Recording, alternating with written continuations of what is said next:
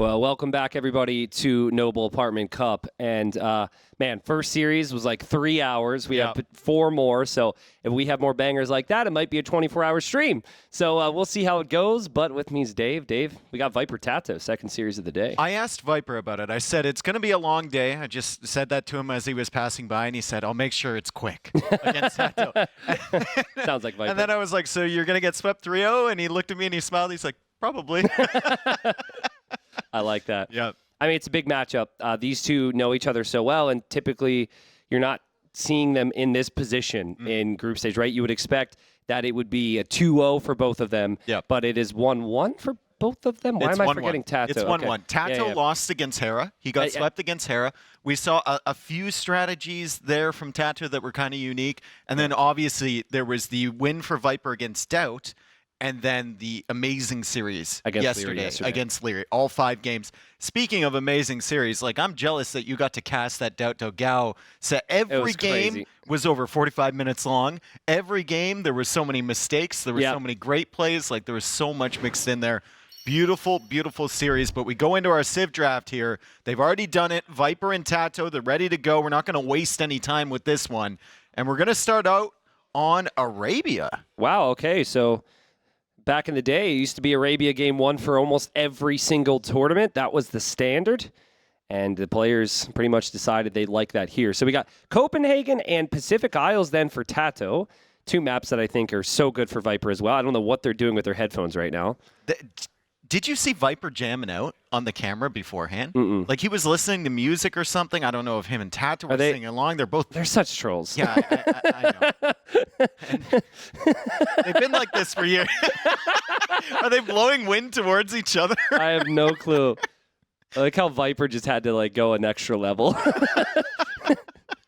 But anyways, I'm just looking at these maps, and I immediately just want to say they're both so good on these maps. Like, it doesn't feel like the previous series where one player clearly has the edge on certain maps. Yeah. These players are both so good in every setting.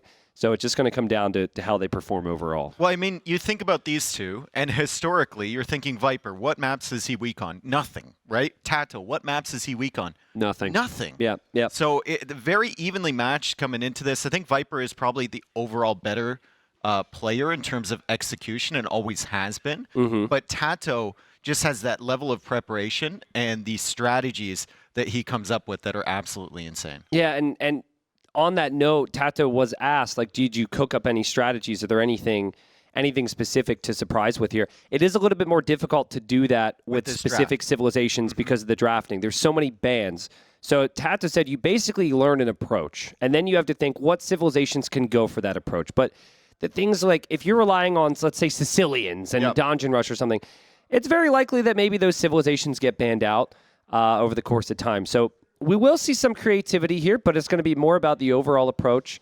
One I want to come back to, actually, since African Reed Beds is on Viper's side, is the approach that TaToH used against Hera yesterday.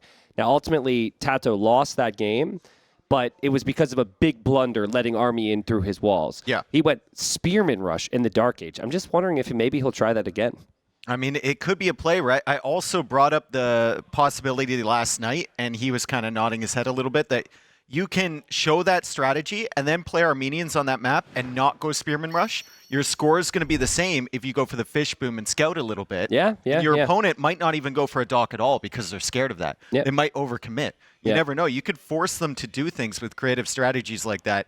Either way, we're going to see amazing series here between TaToH and the Viper. It's only series number 2. I think we're 4 hours deep into the broadcast. Day number 3 at Noble Apartment Cup. And game number 1 is going to be Arabia. All right, so on Arabia, we've got Viper playing as the Malians, and then TaToH opting for the Romans here. 2 very solid civs. The Malians are going to be the more flexible civilization here. They can cut some corners. They can afford so much more because their buildings are cheaper. They're probably the better long-term night civ. They have camels. They have great range units. Romans really struggle with the range units. Typically, it's going to be about their good eco, their cavalry, and then their infantry. Yeah, and I mean, this is even a matchup where I could see, we've seen Cav Archers with every single Civ. I could see them with the Malians. I could see the potential there against Romans. I know the Scorpions are strong, but just as like an opening mobility unit. We saw them yesterday from Viper with the Chinese, and notably in that draft, TaToH as the lower seed, insta-banned Chinese. He banned humans. He banned Georgians. Like, he had to waste a lot of his bans just to get those super OP civs out of the way. Yeah, I think it's smart. You don't, like, really, we shouldn't see Chinese played at this tournament. I think Leary is probably regretting not banning it there. I think with so many bans available, you should get certain ones out of the way. TaToH moving forward with his scout here. A little uncertain about things. Yeah, he sees the house now, sees the straggler, and knows there's Viper's Gold and there's Viper's TC. And they're both going to be going up here, but I would expect a scout opening and adapt from both. Yeah, I mean, it's a decent map from both, and Viper actually has that back gold. He's got like 2 wood lines. He's kind of got the corner as well. He's really close. He could wall himself in. But the front gold is going to be his focus for now, and he needs to go military to just kind of secure that before he shifts onto something like the archers. The barracks coming up now. Scout is going to spot that. There's a hill there if TaToH wants to try and snipe that villager, but there is the scout from Viper that he has to be careful about as well. Yeah, so the big thing here, Viper's map is actually insane for gold, but the stone is forward. So if he wants to get Gibetto, he's going to have to go forward to both of those stones. That could be a difficult task. The Romans, if they receive no damage, they're typically slightly ahead because of that extra efficiency here. So a little bit more pressure on Viper right now to get some damage done here in the feud ledge. It's kind of funny how our perspective on Romans since they were released has changed, right? When they were first released, everyone thought 5%, it's not that big. It's not that big of a bonus to your eco, whatever. They're just going to play into infantry every single game. Remember the games with like TaToH, where he would just send 3 barracks forward in feudal age and long swords. Nothing changed. TaToH used to do that as well, right? And then we saw the evolution of the Civ where Mr. Yo would play them, and he'd just play scouts, and then he would shift into the spearman with the extra armor if he needed it. And now it's just a kind of Civ where you can't let them sit. You can't let that 5% accumulate over time, and it feels like you need to do pressure. Very surprised by Viper's opening here. TaToH didn't see the range, but he just saw the mining camp, so he might double check. Yep. Viper actually opting to open for archers here. And the reason this surprises me is just for the reason that I said, I think it takes a little bit more time to get some damage done. But this should be pretty nice for TaToH, I think, to be able to mix in a range to get some skirms. Now that he knows about it, he might opt for that. And Viper's archers will take a little bit of time to mass. TaToH just walling up behind this. Very, very careful, too. I mean, he has the spearman over by the villager, so that scout isn't going to snipe the villager. He's just making sure his walls are going to be up, and he's actually walling with like 5 vills right now. So if you're going to wall this early, right before the pressure comes, you might as well send 5 or 6, because if there's one hole, you get punished so hard. Well, that's also the reason I'm a little surprised. This version of Arabia is very easy to play compared to some others, right? You're usually going to see the early walls come down. We haven't seen a lot of heavy feudal age play, really. And so the scouts will have a lot more value long term. So TaToH didn't even need to go for the range yet. TaToH just able to get his walls. Now he can head over to Viper's base. Viper can still use these archers. Like, this can add value for him later on, but it does slow down your eco a little bit when you go for the archer approach. Yeah, Viper going for more of the egg formation, the more condensed walling, and his gold still... I mean, it's still up against the wall. TaToH not really making range units yet, not much of a threat. They both should be fine. We'll see if TaToH wants to add the range, because on one hand, you might think you don't have to, and then you might just want to greed out to Castle H, go for the eco. But on the other hand, if you don't kill the archers now, that might be a really big ball of archers to deal with in the next stage. So it could be really complicated here. But usually, you're going to see players opt for the farms, and Viper just hanging around with the archers. We're hanging out game 1, but if I had to pick a position, I would say TaToH's position is pretty smooth to play in right now. I think TaToH's eco is looking good. The walls are bigger, right? You have more real estate to work with. Viper's kind of constrained. However, I like the Malian tech tree just a little bit more in Castle H. Like, Malians are very difficult to deal with, just like you brought up, having that archer mass that you can go crossbows with. Then you shift into knights. Then you shift into siege. Then you go for monks if he's got siege. It's a lot. Spearman and archer going forward. And Spearman gets picked off there from TaToH. Well played. So first blood to TaToH, and very little additional investment there. Just knew Viper wasn't able to linger around that much longer. Viper can't leave now. Viper has to stay at home. Like, he lost the initial pressure. TaToH's coming forward with the scouts. I think Viper, unless he wants to go out with, like, 3 spearmen accompanying the archers, he's going to have to be really, really careful. And then the scouts might even run in at home because in classic Viper fashion, he's left it open next to the TC. Well, that's because he believes he can go for a gate. He believes he can do it, and TaToH also believes he can do it. TaToH didn't want to go anywhere near there, man. That's the reputation right there. That's so funny. Yeah, TaToH could have easily gone through there. He just expected Viper to go. Viper wasn't getting that quick wall down. Like, the villager was on the opposite side of the farm. Well, I think if you make it through, you don't kill the Vills. Exactly. Because he'll quick wall that, and then you can't escape. Yeah. So is that a hole on the house next to the wood line? I don't believe that it is. No, I don't think so. So we've got all the houses at the back there. Vodka's trying to select the tray. I feel your pain, my friend. And yeah, that's not a hole. A lot of players would add skirms here, even though Roman skirms aren't great long term. TaToH's a Scorpion guy. Yep. This feels like the perfect situation to go into Scorpions in early Castle Age. Can you justify all-in Scorpion on the back of this? Like double Siege Workshop Scorpion, or is that too much? I think it might be too. I don't think you need it. Like, theoretically, you've got the better eco here with Romans, right? And you've got the full walls. Are you full walling yourself so that you can go all in Scorpion? Yeah. Does that make a lot of sense? It kind of feels like add a TC, add a Siege Workshop, and then see where you are. Yeah, maybe. Well, my worry would be long term, because Crossbow Knight becomes very deadly with the Malians. They can get ballistics in quickly. Like we said, just the longevity of the Malians, it feels a little bit more realistic and clean on how to play them. Both players on the way to Castle Age. We still just had 3 kills in the game, and it's a pretty smooth start for both. Pretty smooth. I think this is playing towards both of their civilizations, if that makes sense. The Romans have an uncontested eco, but the Malians have that archer mass that can upgrade to crossbows. Now, like we said, the Scorpions counter the crossbows quite nicely, but the Scorpions are a little bit more expensive to get the Siege Workshop up and start pumping out.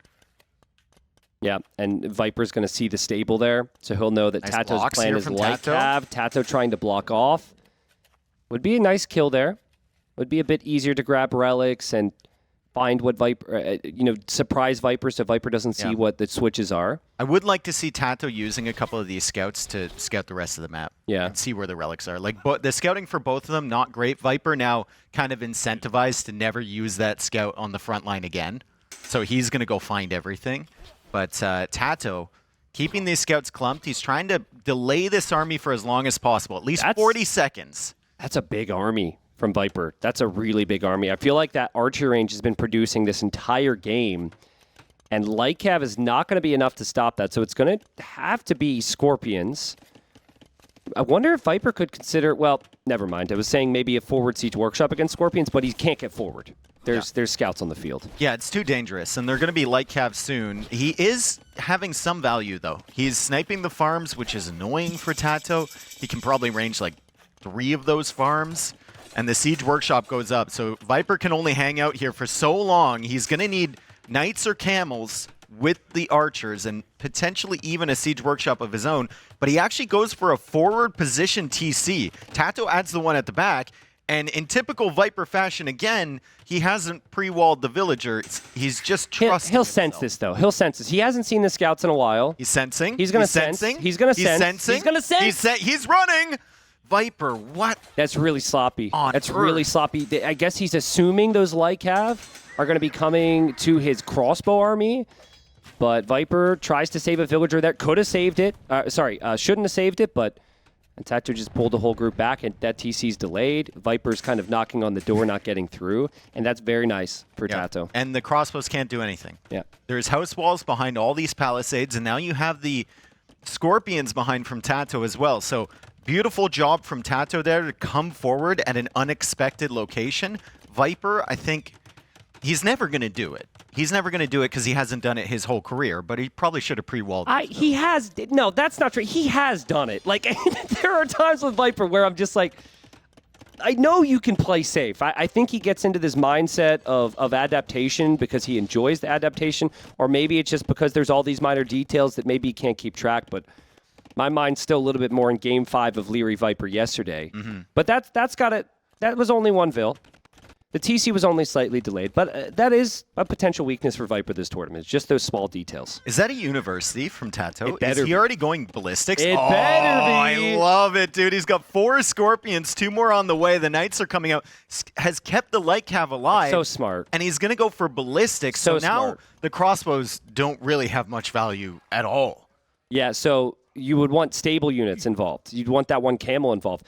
But if ballistics is in, by the time you get in with any camels or knights you might make, you're really going to have a tough time. TaToH's collected 400 more resources. Beautiful build, too. Look, he gets the university up, can instantly go for ballistics. Yeah. Like, he can instantly afford it. Oh, man. Really, really nice. Viper's going to see this. He patrols into the Scorpion, sees that. Now, Viper needs a Siege Workshop. You see that many Scorpions, I think you need a Mangonel. Let's see if he considers that. He's 3 I don't think TCs. you can go redemption here, right? Not against this many Scorpions. And there's also light cav too. So yeah, I think Mangonel is your best friend here. Ballistics on the way. This is, of course, a fairly recent change to the game that Scorpions are affected by ballistics. Romans have always gotten it, though. Well, that's true, actually. I feel like, though, don't you feel like we're seeing it more with Romans now, even though they always could do it? This is the argument we had the other day. We won't get into that. The same thing with the Persian CA. Yeah. You know, the crappy civ with CA makes them seem good with other civs, and it's the reverse one here. Yeah. Third town center now. From TaToH, the university was going up, or no, I think it was a siege workshop from Viper. It is. Yeah. So he's going to get some Mangonels out, but still stuck in an awkward position. I would love to see him wall to the edge of the map, but I don't know if he's going to have enough time to do that. Yeah, right now is a tough one, but eventually that area could be walled off. There go those Scorpions now. So I think TaToH should know, logically, that Viper will have added a siege workshop. Yep. Because he showed the Scorpion ball.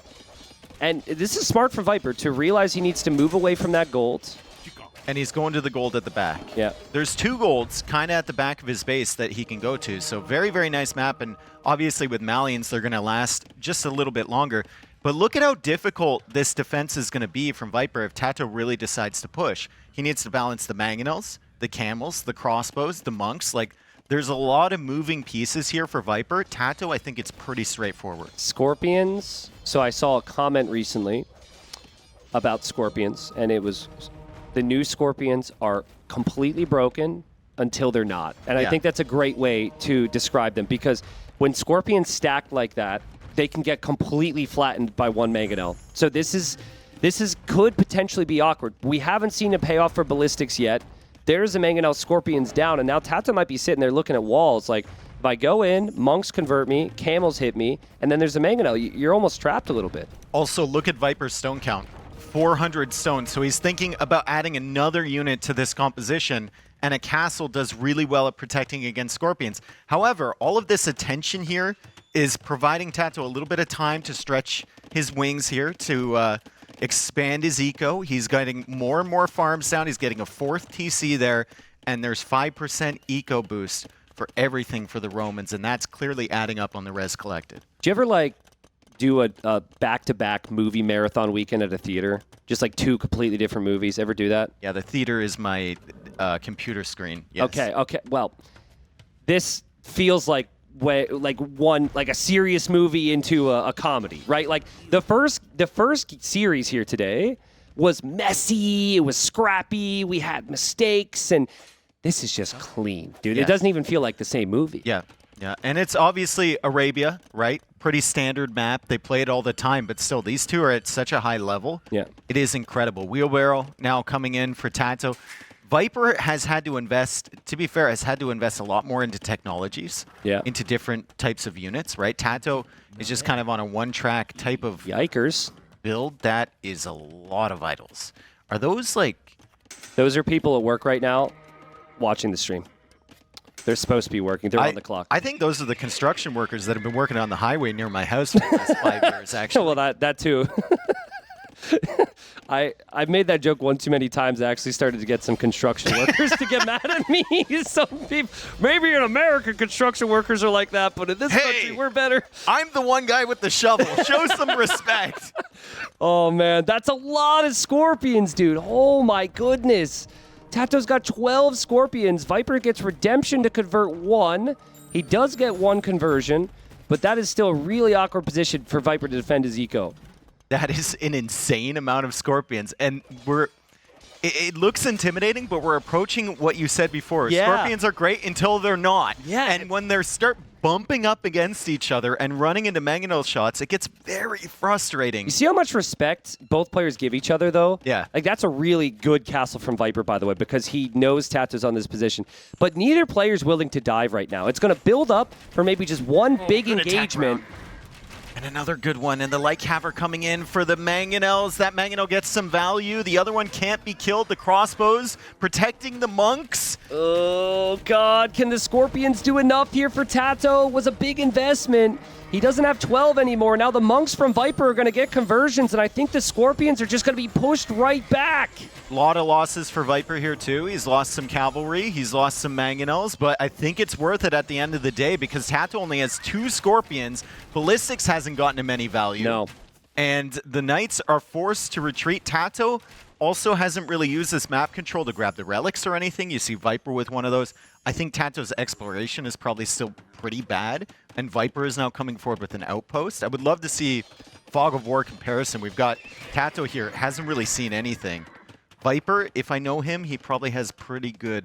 He's got a couple monks going out sight. for relics right now, maybe. Oh, not as good as I thought it might be. Yeah, I mean, it's been an intense game. Yep. The thing that you have to remember about those Scorpions, they were significantly cheaper than your average Scorpion.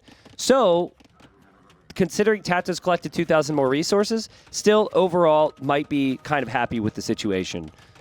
Look But at that's the eco techs coming in from TaToH. Handcart and the second gold mining tech. Look at the army count and the army type from Viper. Monks, camels, Gabetto with the 17 crossbows originally. It's crazy.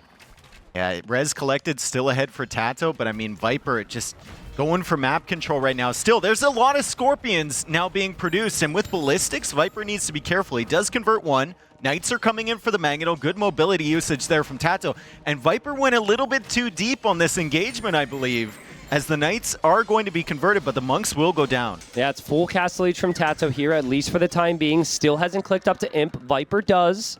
Viper with the Villager lead and Imping now. I think if Viper could get a defensive castle on the right, he'll be not happy. A defensive castle. But that's an offensive castle from TaToH.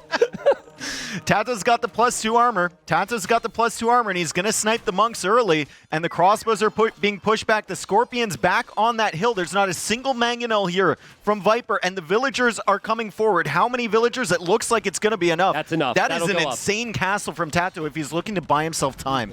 Yeah, that's really good. Viper's going to have to dedicate all of his focus on trying to clear this up. He might lose the TC, and this gives TaToH potential to maybe pressure the other areas. Look at Viper's castle now. He has to place one in the back of his base because of this pressure. Yeah, it's a good pushback attempt from TaToH. It's not going to kill Viper, but if he senses that Viper's up to Imp, it'll buy him at least like 2.5 minutes to get to Imperial Age himself. Now, Viper's not really uncomfortable in these positions. He might be now that he's losing a few more villagers and the Knights are coming in.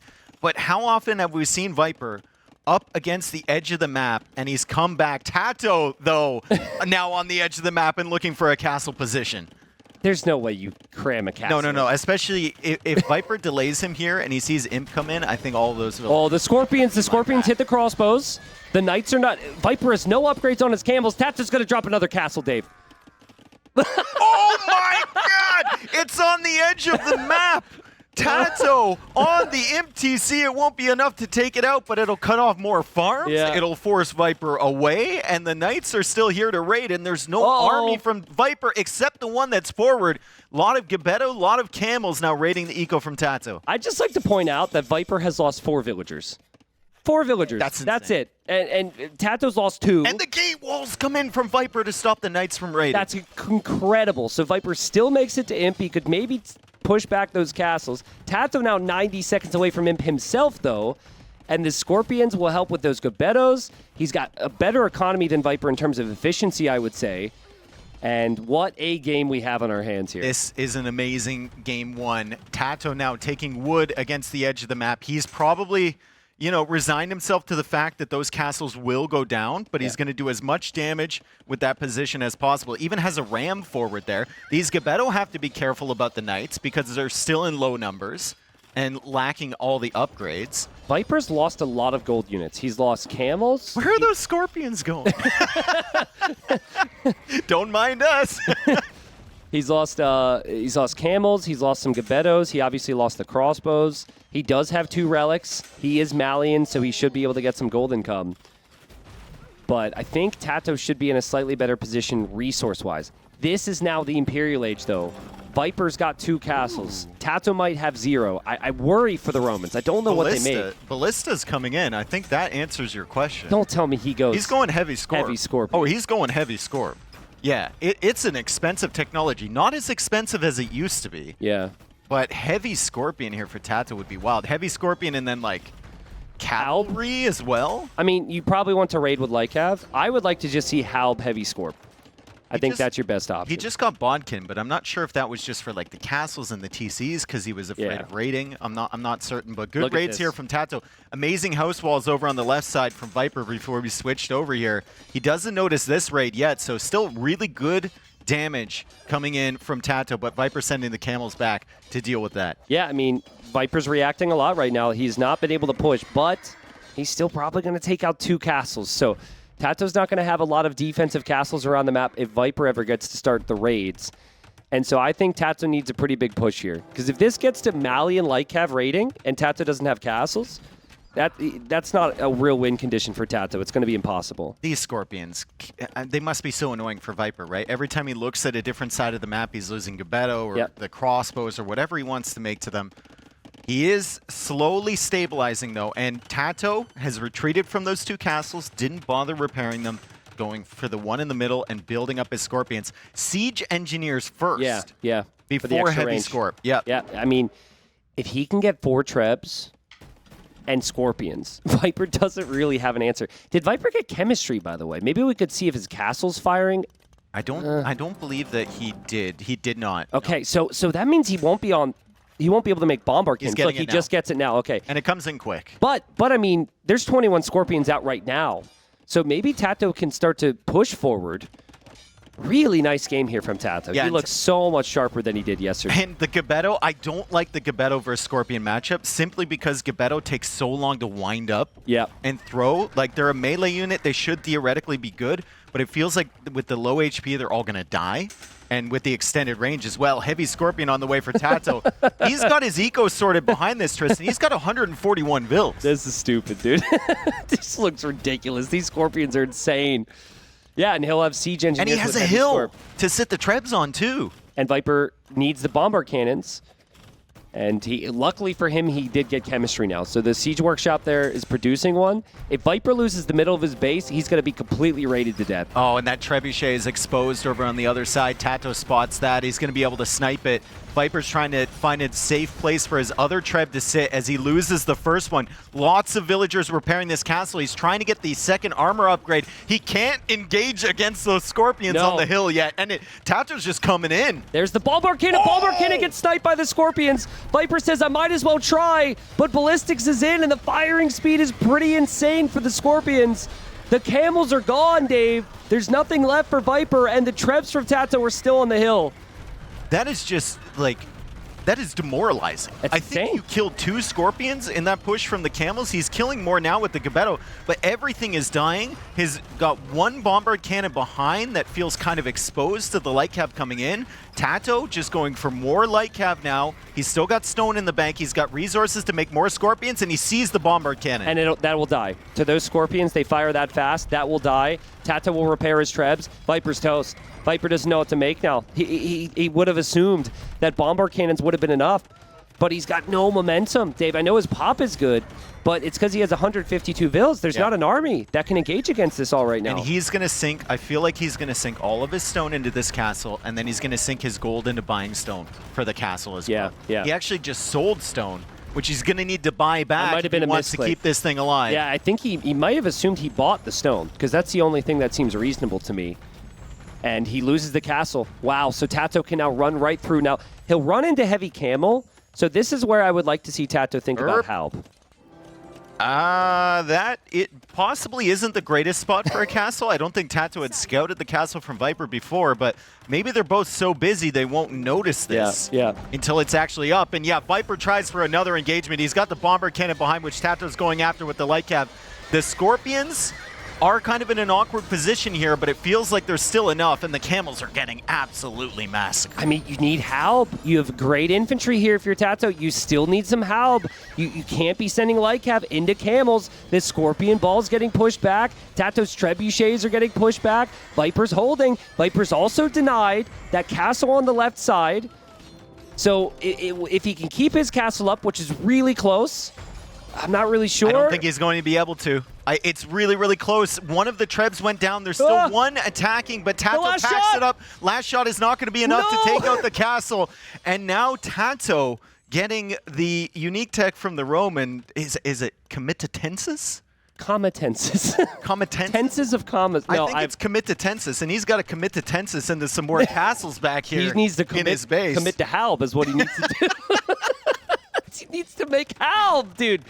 Like, TaToH needs Halb. So this the Comitatensis, right? Tell the people what it does. Comitatensis? It's charge attack for the Legionaries and for the Cavalier as well. So he doesn't have Cavalier and he doesn't have Legionaries and he's going for Comitatensis? He's thinking about Comitatensis to something else. I'm not sure about the flow of the game for TaToH. There needs to be a continuous follow-up, typically. Now, a lot of this is the Romans. Oh, good raid. But, yeah, that's a good raid. But Halb is needed big time. He's got the upgrade on the way now. Okay, so Viper now losing villagers. Some calm, relative calm in this game before the incoming storm. And I like to think of Romans as like a really good Castle Age Civ and early Imperial Age Civ, but as soon as you're matching up against Bombard Cannons, it gets really tough. So we'll see what it looks like. However, if Viper can't get his Bombard Cannons and keep them alive, it's going to be a problem. And here's another wave of Scorpions coming forward from TaToH. Yeah, the issue before was that the Cav got in close, but there weren't Halbs. So now there should be a couple Halbs coming through. And while TaToH will lose some Scorpions initially, he's still chewing up everything. And now the Halbs are there. Oh, my God. And Viper's Bombard Cannons don't have protection. Oh, I can feel, I feel in this game why people think these Scorpions are so broken when I don't believe that they actually are. It's just if you fight a wall of Scorpions like that, it feels like there's nothing you can do. And credit to TaToH because he had such a good Castle Age. He had all the momentum, right? If he didn't have map control, there was no way he could get away with this.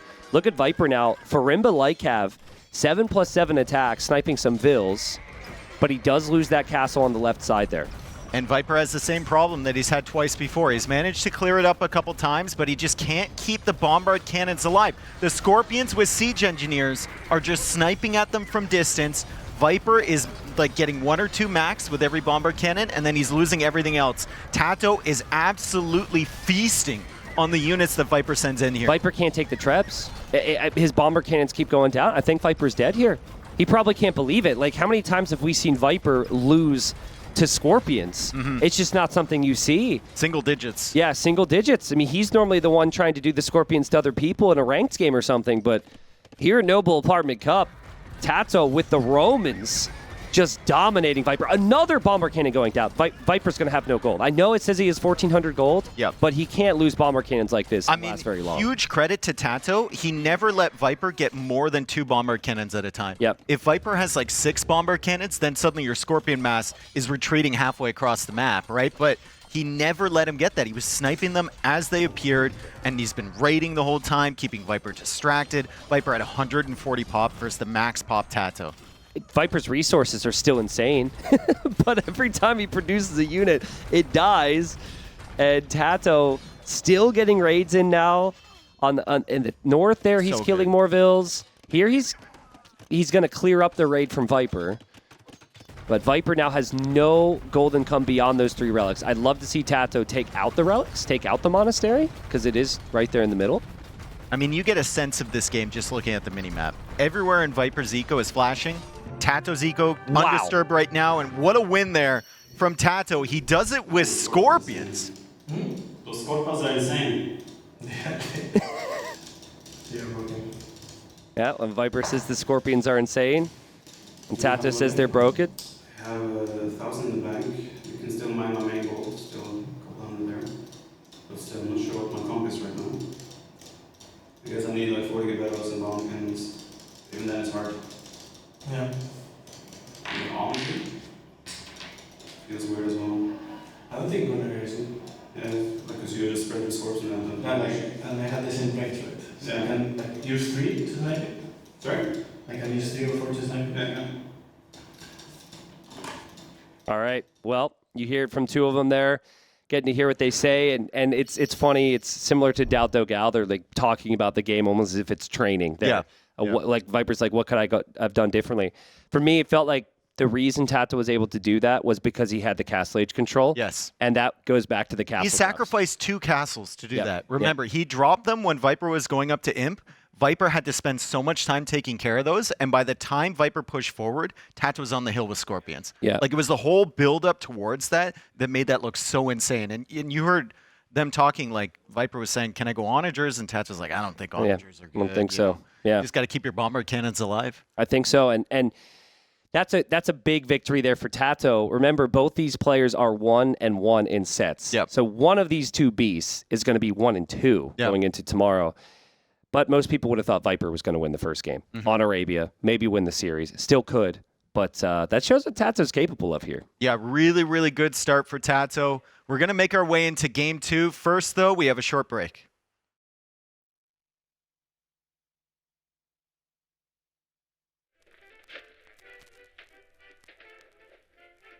Eek! A mouse! A mouse! What is it, dear? Why you rage? Oh, honey. That's no ordinary mouse. It's the UH Reaper 250. With this mouse in your household, you never have to be scared again. Yes, the U-Rage Reaper 250, featuring DPI control, advanced ergonomics, RGB lighting, and customizable buttons, is the perfect addition to every competitive household. Why U-Rage? It's all good.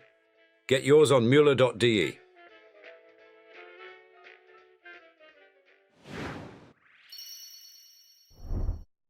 All right, well, game 2 coming up. I've heard it is going to be African reed beds. I immediately want to look at the draft, remind people what TaToH has available, because yesterday he tried a crazy strategy with Armenians on African reed He's got beds. it. He's got Armenians.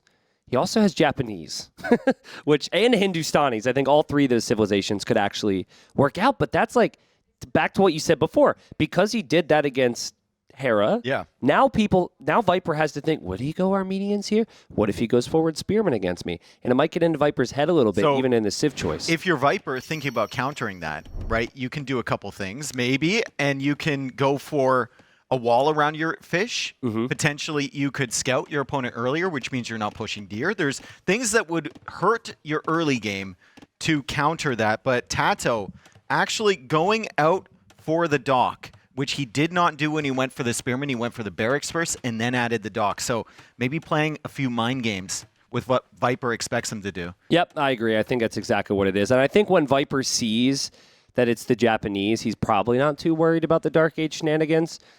Viper Civ, pretty flexible here, but not as flexible early as the Japanese. Every time I see the Japanese win on this map, they win because they get the full wall down, and they get tons of fishing ships on fish traps in the back. I feel like that's got to be a big priority for TaToH. I think Vietnamese can actually keep up with them. I think you can get things like gill nets will come in faster for Vietnamese, right? Because it only costs It's also cheaper, too. Yeah, the research time, obviously. The eco upgrades will come in faster. If you full wall against Japanese and Vietnamese, I think you can be a little bit ahead on eco to balance out the fact that they have the faster fish. So in mid-game, if it's a safe Dark Age and Feudal, which it may not be, it's probably Cav Archers with our current meta. Yeah. Japanese Cav Archers do +2 damage. Which is canceled out by the extra HP from and then Vietnamese get a, I was trying to do the math, though, right? Is it like 10 extra HP on the CA for Vietnamese? I think, or 12? It's 80, right? Total?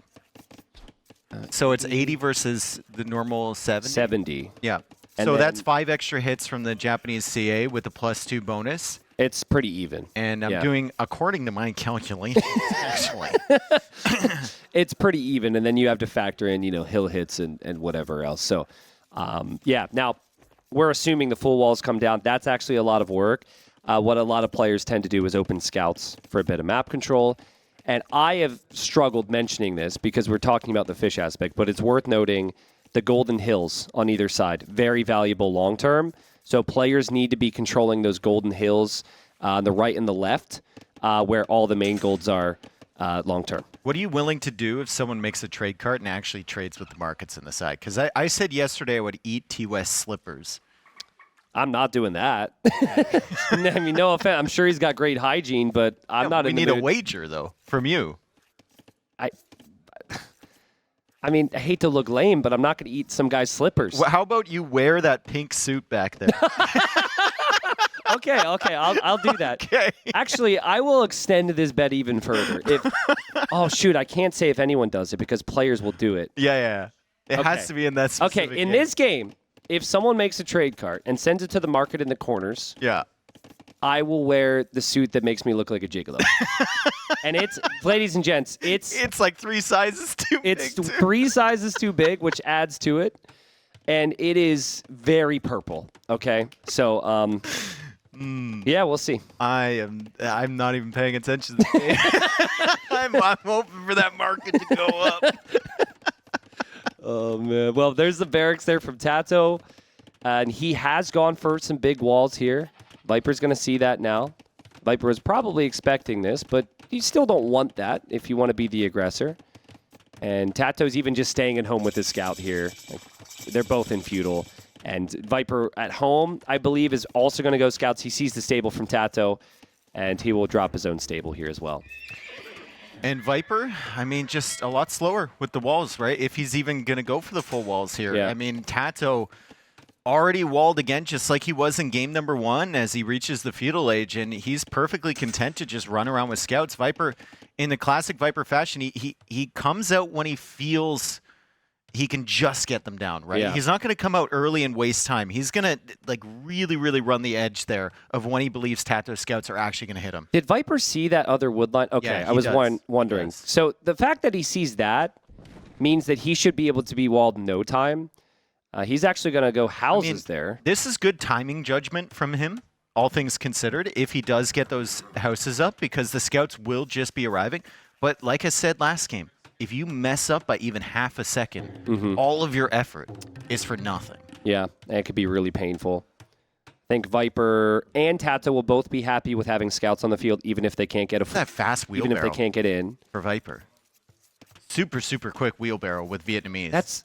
It's surprising. Well, I mean, he's got villagers really extended for the walls. Yeah. It takes half the time with Vietnamese. I think the fact that it researches fast is really good for your mentality too, because you're just like, if he researches wheelbarrow, I'm up a vill or two, you know. But it is a little early. You're not really farming, but it doesn't hurt. With other civs, I was immediately assuming that Viper would have been housed. Yeah. But I think that just calculated there. I think it's part of his plan, right? Especially if he extends so far out with the vills, and he's going to have to be running around with the vills. The gold is far away, the wood is far away. It's not just about farming with wheelbarrow. It's getting places a little bit quicker as well, as we see the scouts now pushing away the scouts from TaToH. So very similar situation to last game. Both players are going to have a defended base. Both players are going to have some scouts on the field or some units on the field pushing back and forth in feudal age, but they make their way to castle and they get the fish boom rolling. So, speaking of wager, Okay. I think we should probably guess how many fishing ships are created in this game, because these two love to go crazy with the fishing ships. 27 Total. from Viper. Oh, whoa, okay. I'm going to go 16 from Viper Okay. and 12 from TaToH. 12 from TaToH. Okay. Yeah, that's my guess. I'm going to go 27 from Viper and 18 from TaToH. Okay, so you think they'll go heavy. See, I mean, you can delay the TCs and do that and have really good imp times, but I think it does hit a point where you want to spend your wood on cav archers and the town centers. But we wouldn't have guessed that number with other players, probably. Except maybe Hera's going to be doing on African reed beds now after he played Copenhagen like he did. I mean, he came out and I was like, man, Hera, nice fish boom. And he's like, yeah. And I said, I'm not used to seeing that from you. And he's like, me neither. That's funny. So, that was something new for him, for sure. Worked really well there. So pretty much identical openings from both of them. The resources collected are just a slight edge there for TaToH. Scouts knocking on the door. Scouts are never going to get through. And this is going to go into the Cav Archer war we talked about. Could you open Skirm here? Just one range Skirm? And does that give you a lot of value long term, though? Like, I mean, I don't. against Japanese, I think going skirm is actually ridiculous, but it is slow, which is the issue. Yeah, it's double range CA for Viper, so he's not going to invest into more fishing ships right now. He'll need the wood for the traps. TaToH has gone up to 11, and it If he makes looks one like more. it looks like he's perfectly surrounded the dock, so he's going to have to invest at least 150. Oh no, he can go. He's for got one a in the corner. TaToH add But one more. sometimes the fish on the corner bug out and they can't drop off. Depends what corner. Of the Yeah. dock. Viper, can you add a couple more here? See, this is what I mean, though. At this point, it feels like you've done enough because you need the wood for other things. Yeah, but It's really hard. I know these two players. They're going to add more docks. Unless someone gets crazy aggressive in Castle Age and they forget about it. If it continues like this, where they're just running around, Yeah. kind of poking at each other, I think they'll add more. Their range is up from TaToH now. I haven't seen that. I saw a market from him. Not sure if he actually has ranges now. Wow, Stonewall, which is a bit interesting. And now he goes for a range. Okay, so range is not late or anything. He isn't in Castle Age yet. It'll be double range at least from TaToH, I'm guessing. Yeah, resources collected, still really, really close. Japanese are a little bit ahead of the Vietnamese, but Viper is still looking very competitive here, and he's got more scouts, or higher HP rather, on the middle of the field. So kind of taking map control right now. Also has 5 on stone over there. Is that just like collecting 100 extra stone for another TC? Is he going to go like 4 TC boot? Yeah, he might. He's not adding any more fish. I was thinking those vills would just build the TC. So that might happen. They start to walk back, and then he just builds the TC right on the stone. But let's talk about late game. We've talked about Castle Age, where we think it's even. Aren't the Vietnamese just so much better? That's what I'm saying. Like I think their eco can kind of keep up with the Japanese fish, and you can see gill nets coming in super quick for Viper. Yep. Heavy plow, the second wood upgrade coming in real quick for Viper, and in the late game, their tech trees should clear the Japanese. Yeah, I think so too. And Viper actually not going for Cav Archers. He's going to go skirms. Now, TaToH scouts will see both ranges here, I believe. Maybe he just sees one. It's actually kind of critical he sees both for Viper's masterpiece. He sees both. Yeah, so that you're never assuming double range skirms. That's always Cav Archers. So Viper should aim to just keep the flag on those ranges and not show TaToH ahead of time. Viper still hasn't made another fishing ship. I mean, it makes sense because he went double range in 2 TCs, but now But still. he's going to be floating a little bit of wood. soon. TaToH's adding number 22 on wood. TaToH's adding number 12. I said 12, right? No. Dock number 2, dude. Ah, Dock number 2. no. You can't add the fish up there because then there's nowhere for the ship to go. Okay. You need an exit. So you can start working on the other dock. It's How much not- did I say for him? You said a lot Like for 19? both. You said 27 for Viper and 19 for TaToH, I think. I said, yeah. So we'll see if that happens. There's a lot to focus on right Yeah. now. And Viper is adding the occasional fishing ship as well. TaToH's still probably like, why didn't you attack my scouts with Cav Archers? And there's the answer. Yep, it's going to be He didn't skirms. have Cav Archers.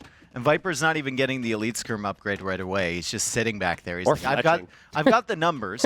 I can get the upgrades at any point. Yeah. So don't do that Cav Archer stuff to me. This might force TaToH actually into like a Siege Workshop. I think if TaToH can make it to the middle to drop the Siege Workshop, that's so good. That stone is so valuable. If the Japanese player gets that stone, then he might not have to worry about rats and archers from Vietnamese. Stone is so huge in this matchup, especially if the Japanese player wants the Katapruto trebuchets. It's wild to me that Viper still only has Palisades and a yurt protecting this, right? Like, I know you have the skirms. I understand that you have the skirms, but like, all it takes is one unexpected mangonel or something like that to roll along, or the scouts to get in, Yeah. and suddenly you've got big problems. Yeah, but he just gets fletching now. He thinks he's fine. Viper's going to get punished maybe, though. TaToH's going to dive. And he goes right for the fish. Does he go right for the fish? Dude, he goes for the this farming is so good eco. from TaToH. The scouts are actually getting nice value against the skirms as well. Viper's greed is getting punished. This is what happened to TaToH yesterday. Why do you trust a yurt? I don't understand. It's only got 500 HP. It's a nothing building, and now the Cav Archers are back here. And the armor is finally coming in for the skirms, but the Cav Archers can just run in circles. And I was wrong about the fishing dude. ship count.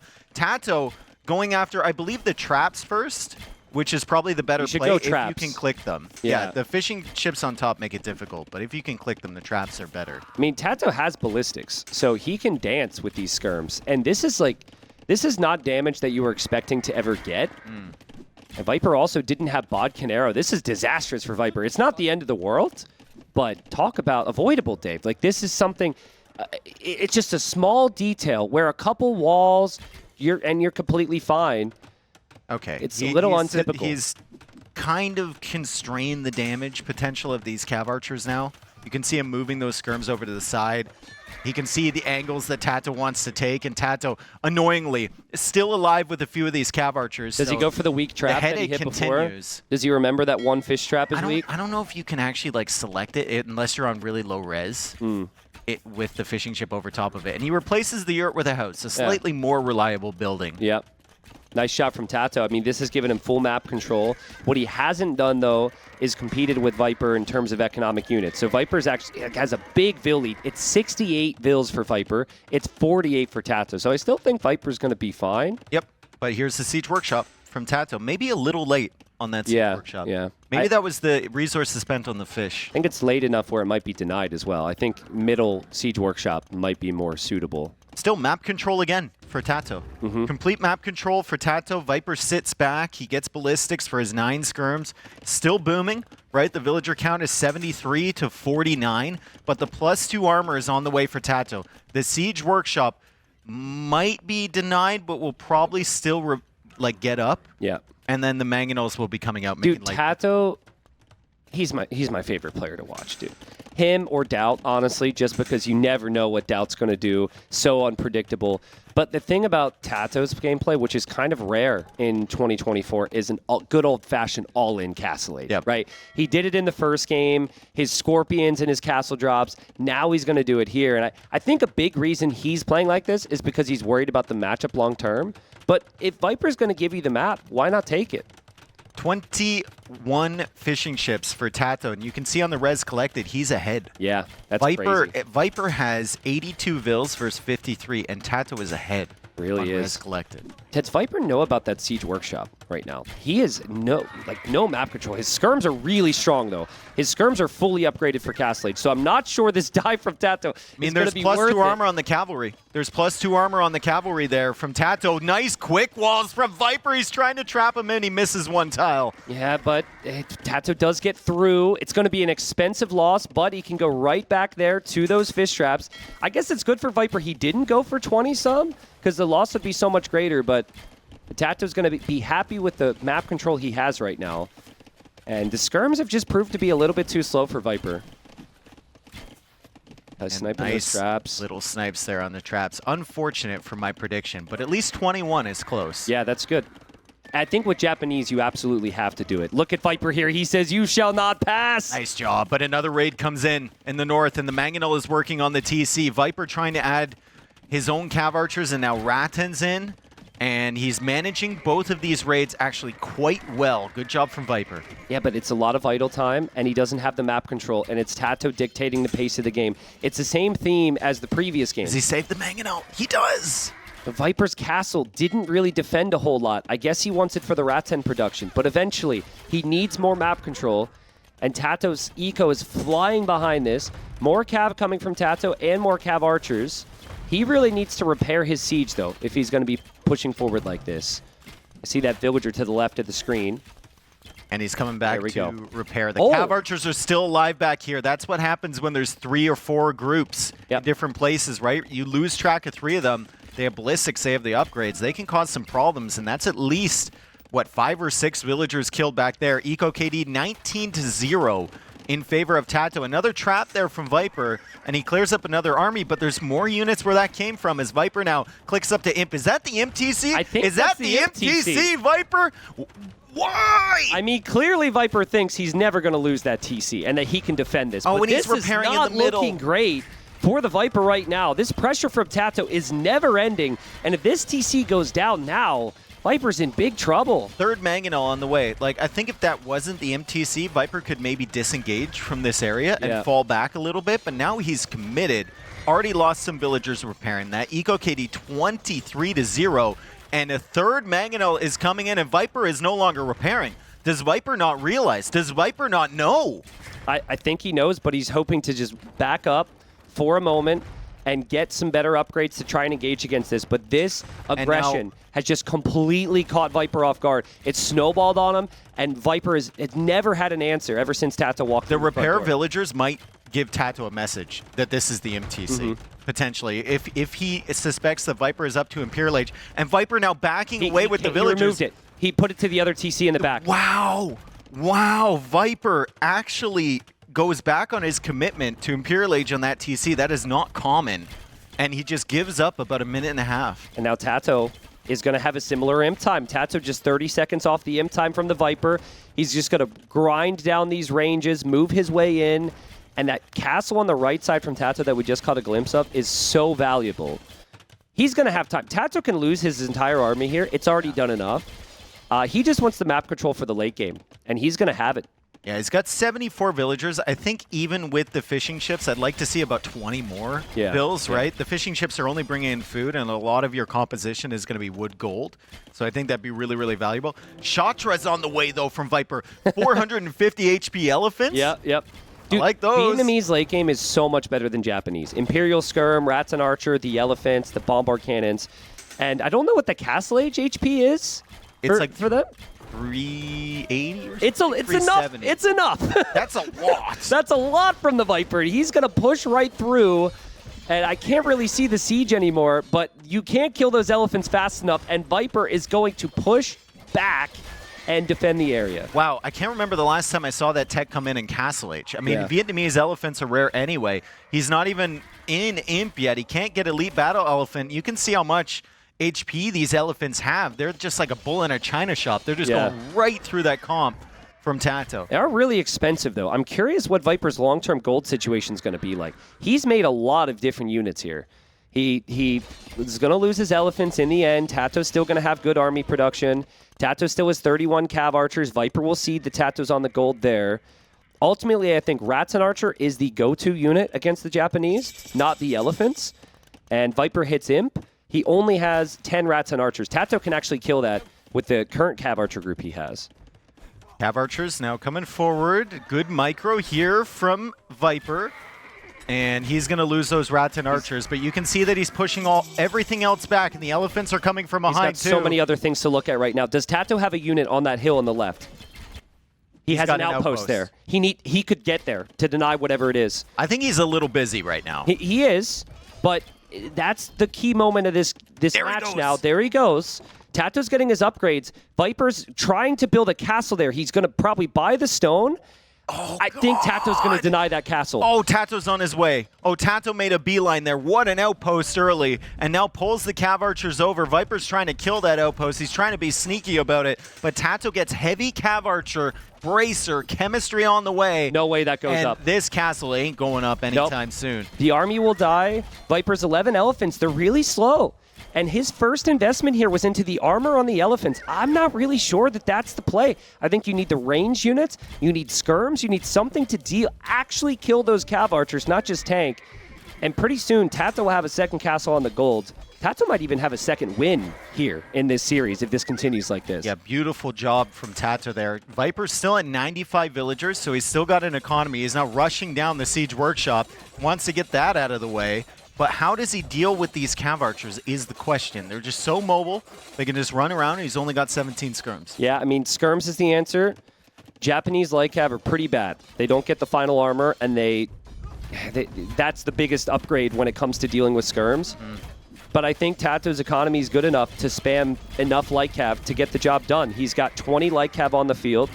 His Cav Archers are doing the work against these elephants.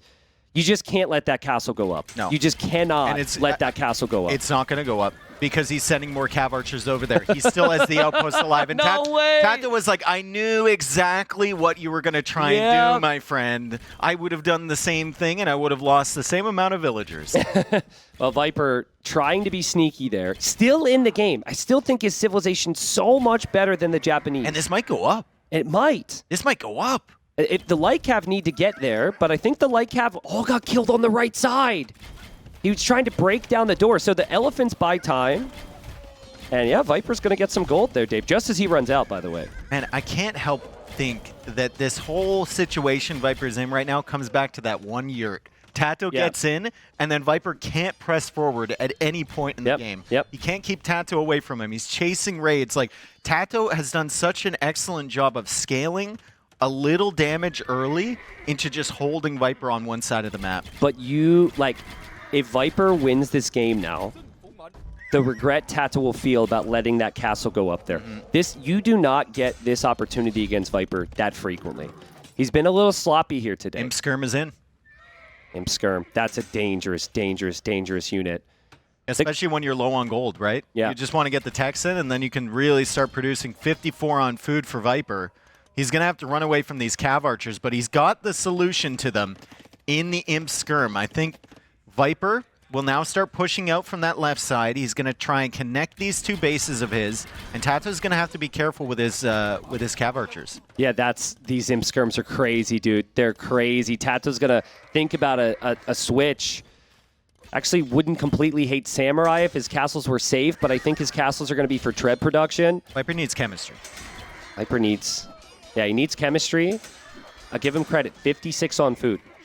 It might not bring in food as fast as the fish traps do for the Japanese, but 56 on food, considering how many vills he's lost, is crazy for Viper. I think TaToH just got horse color because most of his food was coming from those fish traps. Yeah. So he's just started placing some more farms now and trying to get his eco under control. Still under 100 villagers, although he does have the fish. Neither of them are mining stone in the middle right now.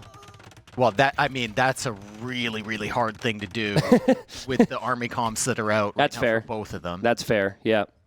Think if TaToH gets enough on food where he can just continuously spam light cap and be okay with losing 20 of them right away, it's still fine.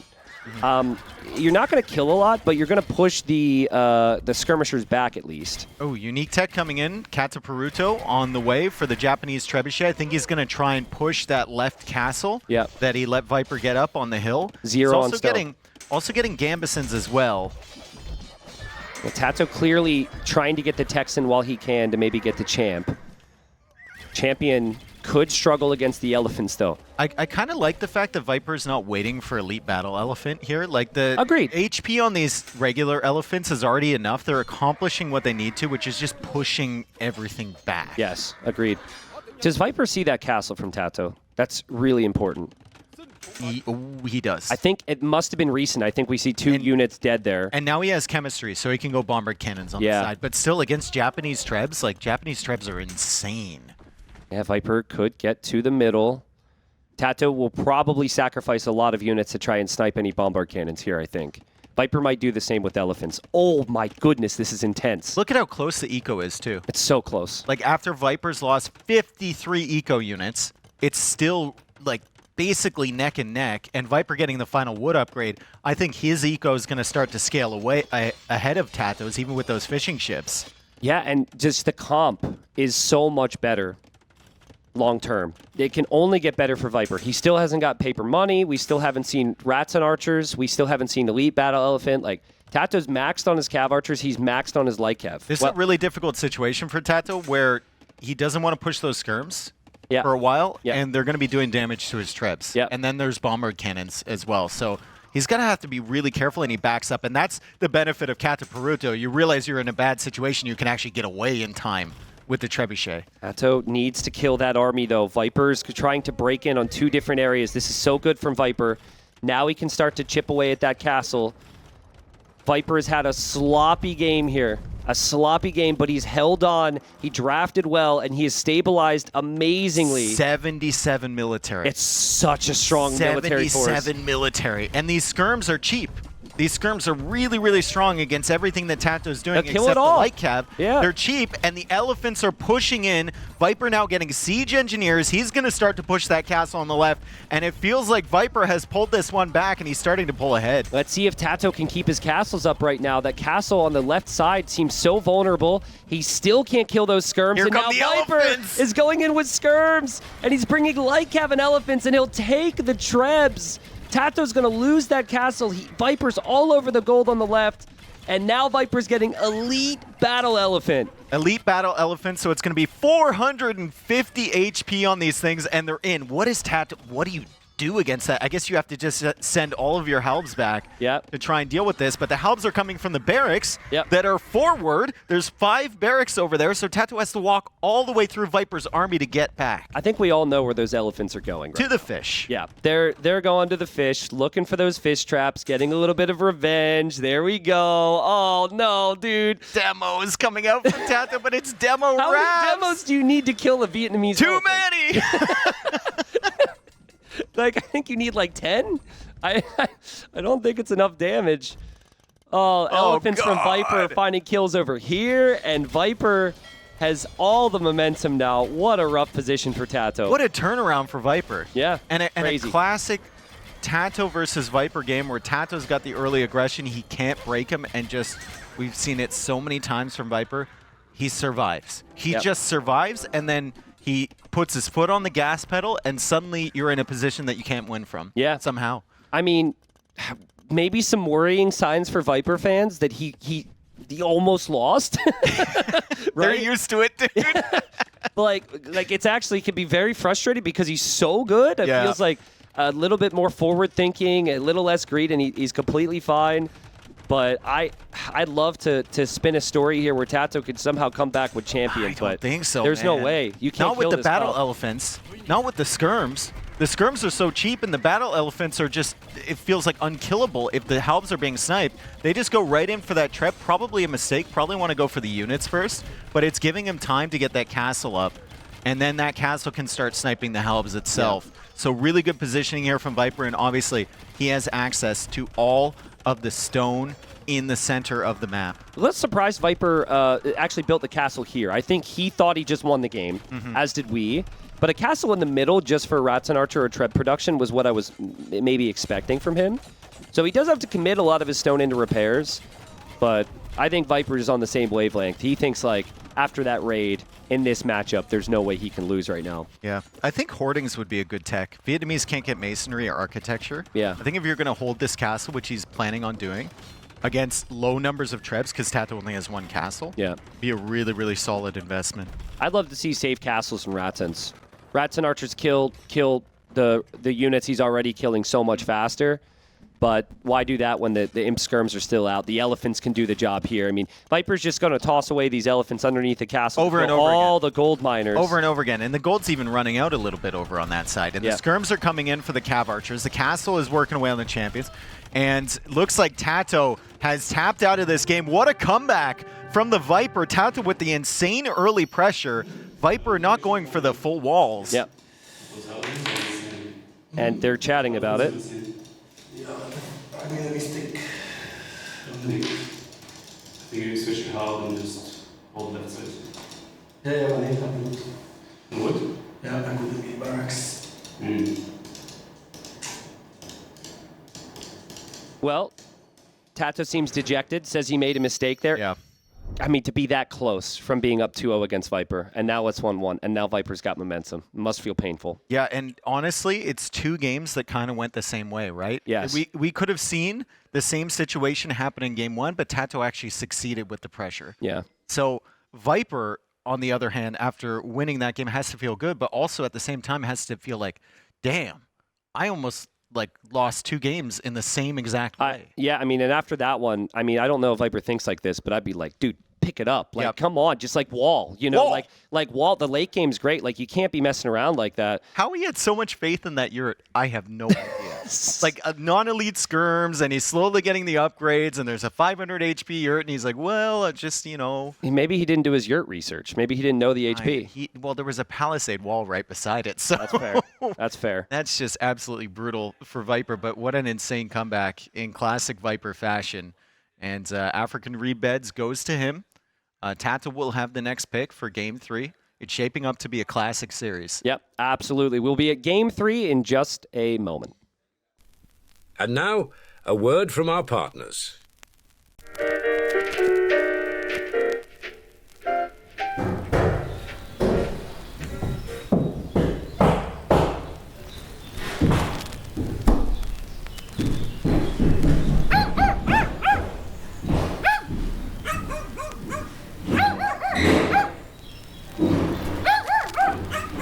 Tired of interruptions ruining your moment of peace?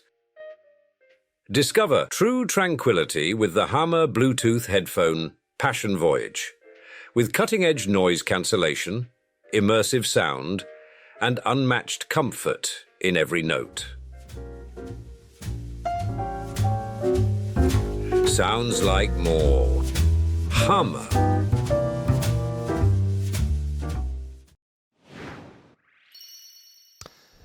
All right, well, we are back. Game 3 will be coming up in a second. Important question. Mm-hmm. How warm are you in these costumes? I'm actually feeling good, dude. The problem is the vest underneath. See, I got a little vest here. Yeah. And it just kind of like tightens it up. It's and it's like insulating. The pants are very nice, though. I'm very warm. I can tell. No, you can't see it. Stream can't see it. I'm very warm. This suit, it's not only glittery tie, it's got stripes of glitter running down. Maybe if I move, they can maybe see the glistening. It's tough with the backdrop, yeah.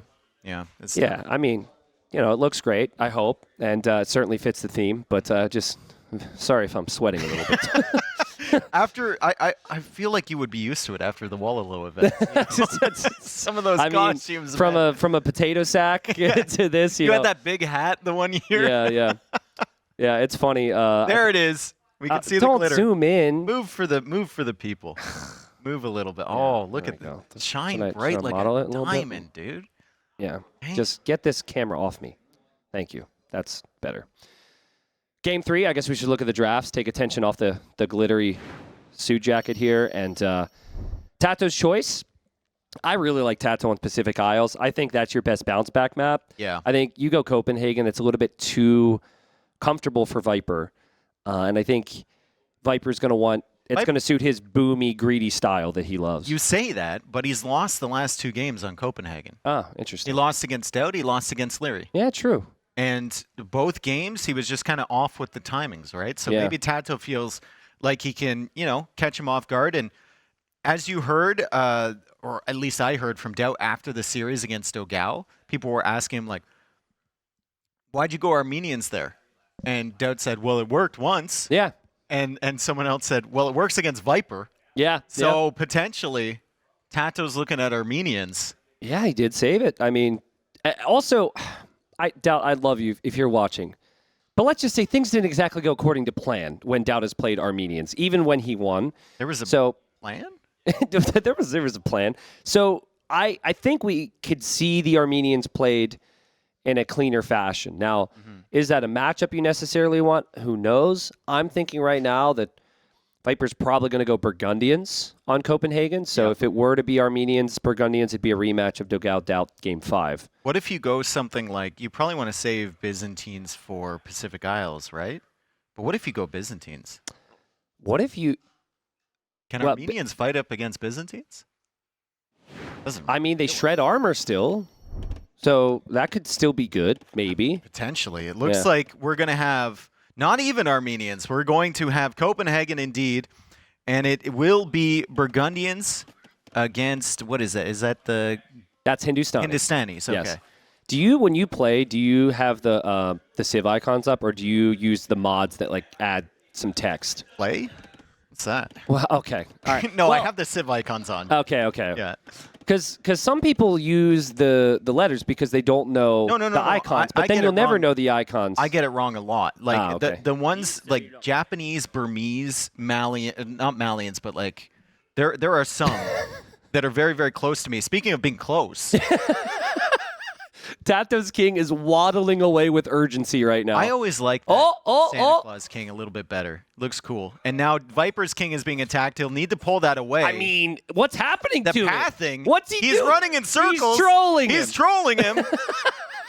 And TaToH's laughing, and Viper's laughing now.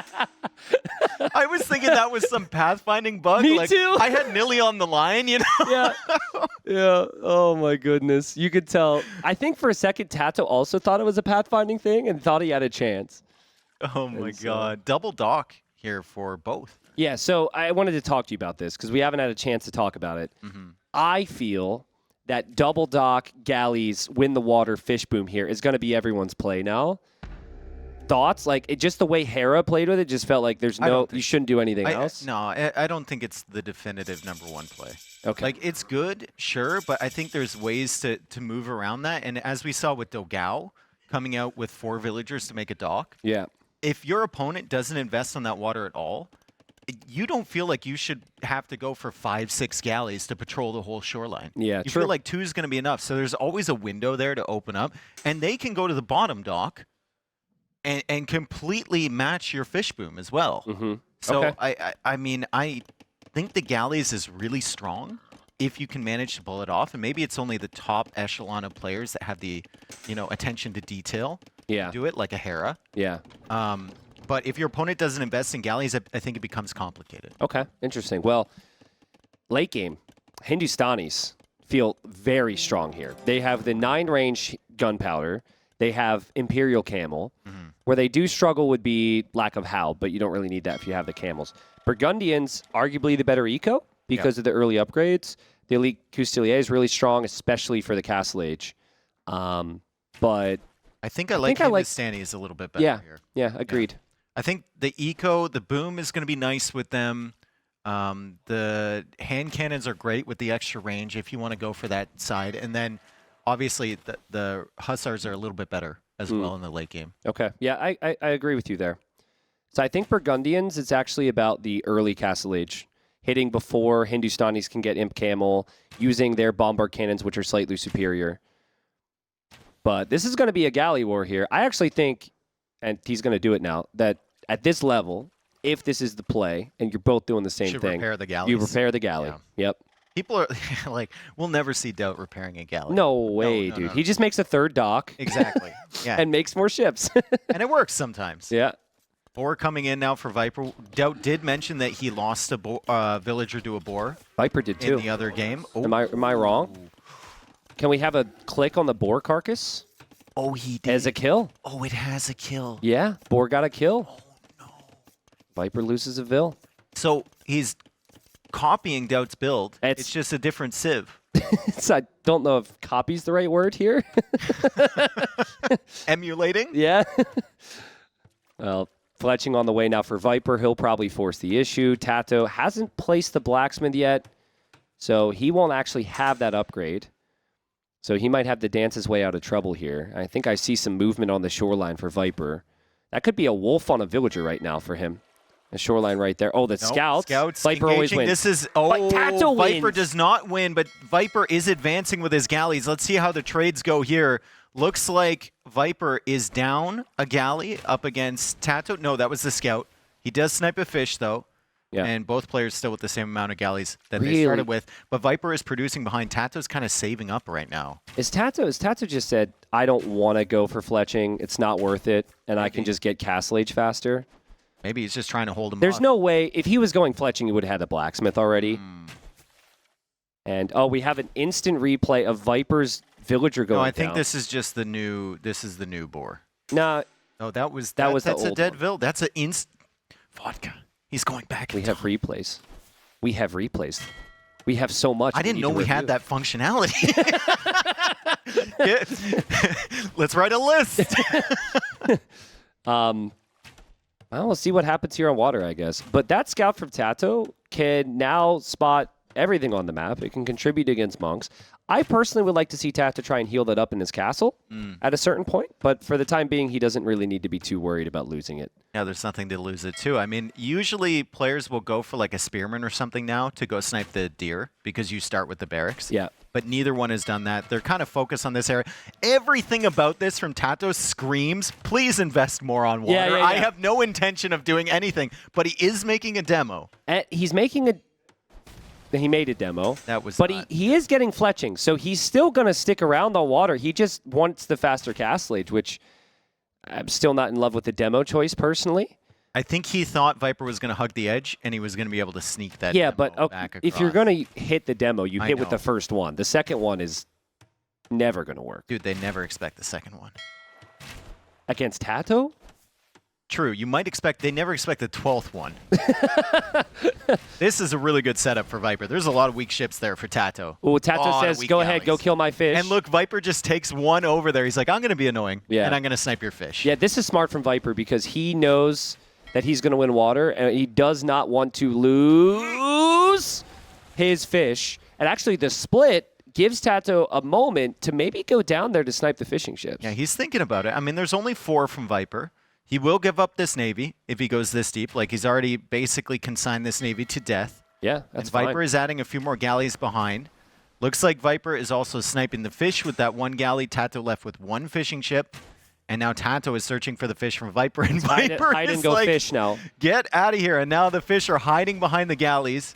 TaToH will get 1, but he's going to lose these 3. Hide and go fish. A combination of hide and seek and go fish.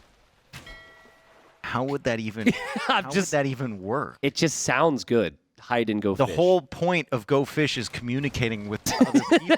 The whole point of hide and seek is not letting them know where you are. I'll figure it out. Okay. I'll figure it out. Castle Age is in for TaToH. Cheap villagers has been the theme throughout the whole game and now gets cheaper. And the Navy advantage is going to be there for Viper, but he lost, what, 2 fishing ships? Maybe 1. Has to add a couple more. I think this will be pretty even. War galley coming in for TaToH. He continues to invest, and he's shifting onto fires now. So I think he might be under the impression that Viper will just forget about this. He thinks, yeah, like Viper's going to expect no more investment. And like he'll see the flag, and Viper might be like, that's just TaToH with a demo. Yeah. Also, I think what TaToH needs to do, and he's the best at this, don't even engage against that. Like, just go for the fish. Just literally just yeet your fire galleys down there to try and snipe fish. Yep. Just make 3 more and then stop. Just hide and then go fish. See? That actually didn't really make sense. Or sneak these ones along the side. Hug the edge. Okay, he's not. He's just going to go in, and it's galleys versus fires. So Viper needs to retreat, and Viper needs to think about war galley of his own, and definitely Bodkin as well, though that's a really big investment when you're trying to go for Custilier Gold Shaft mining on the way. I know it's cheaper for Burgundians, but still. It's kind of nice here that TaToH's additional investment delays Viper's TCs, but TaToH also has delayed. Viper sending a villager forward, and the demo spotted that villager, I believe. Or maybe the demo was just coming back. Viper might be sneaky with that and add another dock forward. Look at all of this water investment here. This is crazy. The demo from TaToH continues to micro. It lands a hit. Viper's got the upgraded ships. No Bodkin, though, and some weak war galleys here. And TaToH just kind of doesn't find the value he's looking for so far. Okay, hear me out, Tristan. Forward dock from Viper with that villager. I think he's walking away now, so it's not going to happen. He was spotted. It was seen by the demo. But if you didn't see it, forward dock from Viper into like a transport ship with the Castilier coming over. I like the energy. I think if he wins water, he could at least take out the wall from TaToH like we've seen before. Yeah. Second town center from Viper. 3 town centers going up from TaToH. And Castilier basically running around the entire map. It's only 1 Golem from TaToH, but I think that's just for scouting and maybe sniping a monk. Yeah, there. he wanted the Vil kill. The thing is, though, is that Viper should never lose a monk because Custilier should be able to protect. I think you can almost convert it if you start from max range before it can kill you as well. You're not going to convert that one. TaToH doesn't want to. TaToH doesn't see it. Or maybe he did see the protection there. Yeah, it's got a big line of sight, actually. I didn't know their line of sight was that insane. Me either. What's the line of sight on the Custilier? What? It ain't that. You're on top of a horse. You should get more vision. That's insane, dude. Golems are a scouting unit. Huh, I didn't know that. Cool. All right, well. Learn something new every day. Yeah, absolutely. There's the ships there for Viper. I think what he wanted initially was the 3rd dock, so he could expand his fishing eco a little bit. He did have the scout come back, and he is healing it up. So he's getting a little bit of value from that. Dock now going up in the middle from Viper, and the fish are coming out. I want to know if TaToH is going to wall off the shoreline. Like, is it worth it? Because you do have 2 TCs in there that you can yeah, go back to. Yeah, I mean, he's kind of done that already with those houses. Just in case. Oh, man, Viper gets the kill on the monk, and they one-shot monks. That scout did not block at all. They didn't even bump up against That's that unfortunate. Scout. He, like, kind of went through it, which happens sometimes, which is honestly unfortunate for TaToH, because if he could block, he did the right thing. He might have got a conversion. I mean, this is getting bad for TaToH in that Viper is going to have all those relics as Burgundians. He does get a conversion there. Viper kind of clicks that monk around, wondering whether he should try and convert or whether he should run, and he opts for running away with that relic. Castilia gets the charge damage against the scout. It looks like it's going to kill the scout before the monk goes down, and then Viper's going to try and convert this other Castilia, and it's blocked on the relic! It got stuck! It got stuck on the relic! TaToH's face right now is exactly how I feel. Yeah. I mean, like, come on. TaToH's like, what am I supposed to do? Like, it got blocked. Exasperated. He's like, I did the right thing. The game just completely screwed me there. And that's frustrating for TaToH. Now he doesn't have a unit to run around the map. Yeah, and he doesn't can't have the contest relics. Yep. So you're going to have Burgundians with all 5 relics, I believe. And they're generating gold, they're generating food at the same time. And so Viper has the fish boom. Yeah. And Viper's already going over here. And he did make a transport. I think he's actually queued it up in the wrong dock. And so he's just going to get all those relics, boom up, 15 military against TaToH's 1, which is just a lonely monk. I think the Hindustanis are still better, but Viper should have that window. He should have that advantage that the Burgundians want. Yeah. Oh, man. TaToH now with 67 villagers, Viper with 55, but the efficiency is there for Viper. We see handcart just now coming in. So second farm upgrade, second wood upgrade, handcart, second gold upgrade as well. The relics are pumping in. So Viper is behind in villagers, but ahead in eco efficiency and res collected. TaToH will have a big hill to climb here. How do you approach this with Hindustanis now that you know you're behind in relics, behind in eco, most likely with the fish being there, but you still might have the better tech tree late game? You have to, I mean, your hope here is Viper gets overconfident, stays on cavalry, and you can go camel. Yeah. So that's what you're hoping for. You want camel. I think you have to scout the map and properly assess the situation because you don't want Viper to open Halb and then you're stuck on camel. So some scout activity is good. TaToH, again, I think is trying to go for map control and castle age to stop a forward castle from Viper. And Viper, as we see him getting the relics, is going to place the castle TaToH's expecting. So TaToH will be too late to being able to deny that. And Viper already bringing back those 2 relics from the south. He left 1 on the shoreline, can send another monk for that or one of those monks back. And he's going to bring them all the way back to his house. However, TaToH, we've got scouts from TaToH, and he kind of senses. He saw the relic. He sees the relic on the shoreline. Oh, yeah, the relic. It appears in his line. So not the smartest decision there from Viper. But the scouts are just passing by, and now the monks will get sniped. So good job there from TaToH to delay those at least a little bit longer. Castle as well gets spotted. Villager goes down. Viper needs to be careful. Walls in his vills. Yeah, TaToH wanted to deny that castle because this castle allows the Treb push. Great timing from the Viper. TaToH a little bit off the pace. Dave, like what, if there's been one, what has been the weak point for Viper in the series so far, if you were to say? In the series? Yeah, in the series. I would say just not walling, which is, not an issue here. That's exactly why I asked, right? Like, it feels like such a comfortable spot for him. He's been able to have the protection, just boom and adapt. And any of the weaknesses we've seen from him but there's been no opportunity for TaToH to try and force there's the walls. Yeah. Which are big strategic walls, angling for the late game, right? He's trying to keep that gate alive. It has no armor while it's being built, so really, really difficult to keep that alive. I'm glad that we have a constant track on where the relics are as TaToH comes forward. Thank you. And the monks are trying to get through here, but Viper, the only time he walls is to deny relics from his opponent, apparently. Yeah, that sounds about right. I mean, if that gate goes down, it's not going to stop Viper from getting those relics. No. Even if Viper loses those monks again, as he builds another gap or another gate, the relics are going to Viper's base, and Viper's made the right call here. He's not continuing to mass his unique unit. He's going to go for pikemen, seeing all the camels. Has a beautiful little forward position. I would expect Viper to have a university for bombard cannons, and then probably a siege workshop in the middle as well. So there's not anything to like immediately treb other than the forward castle from TaToH. What do you think? Okay, no, I'm not even going to suggest it. You'll say no.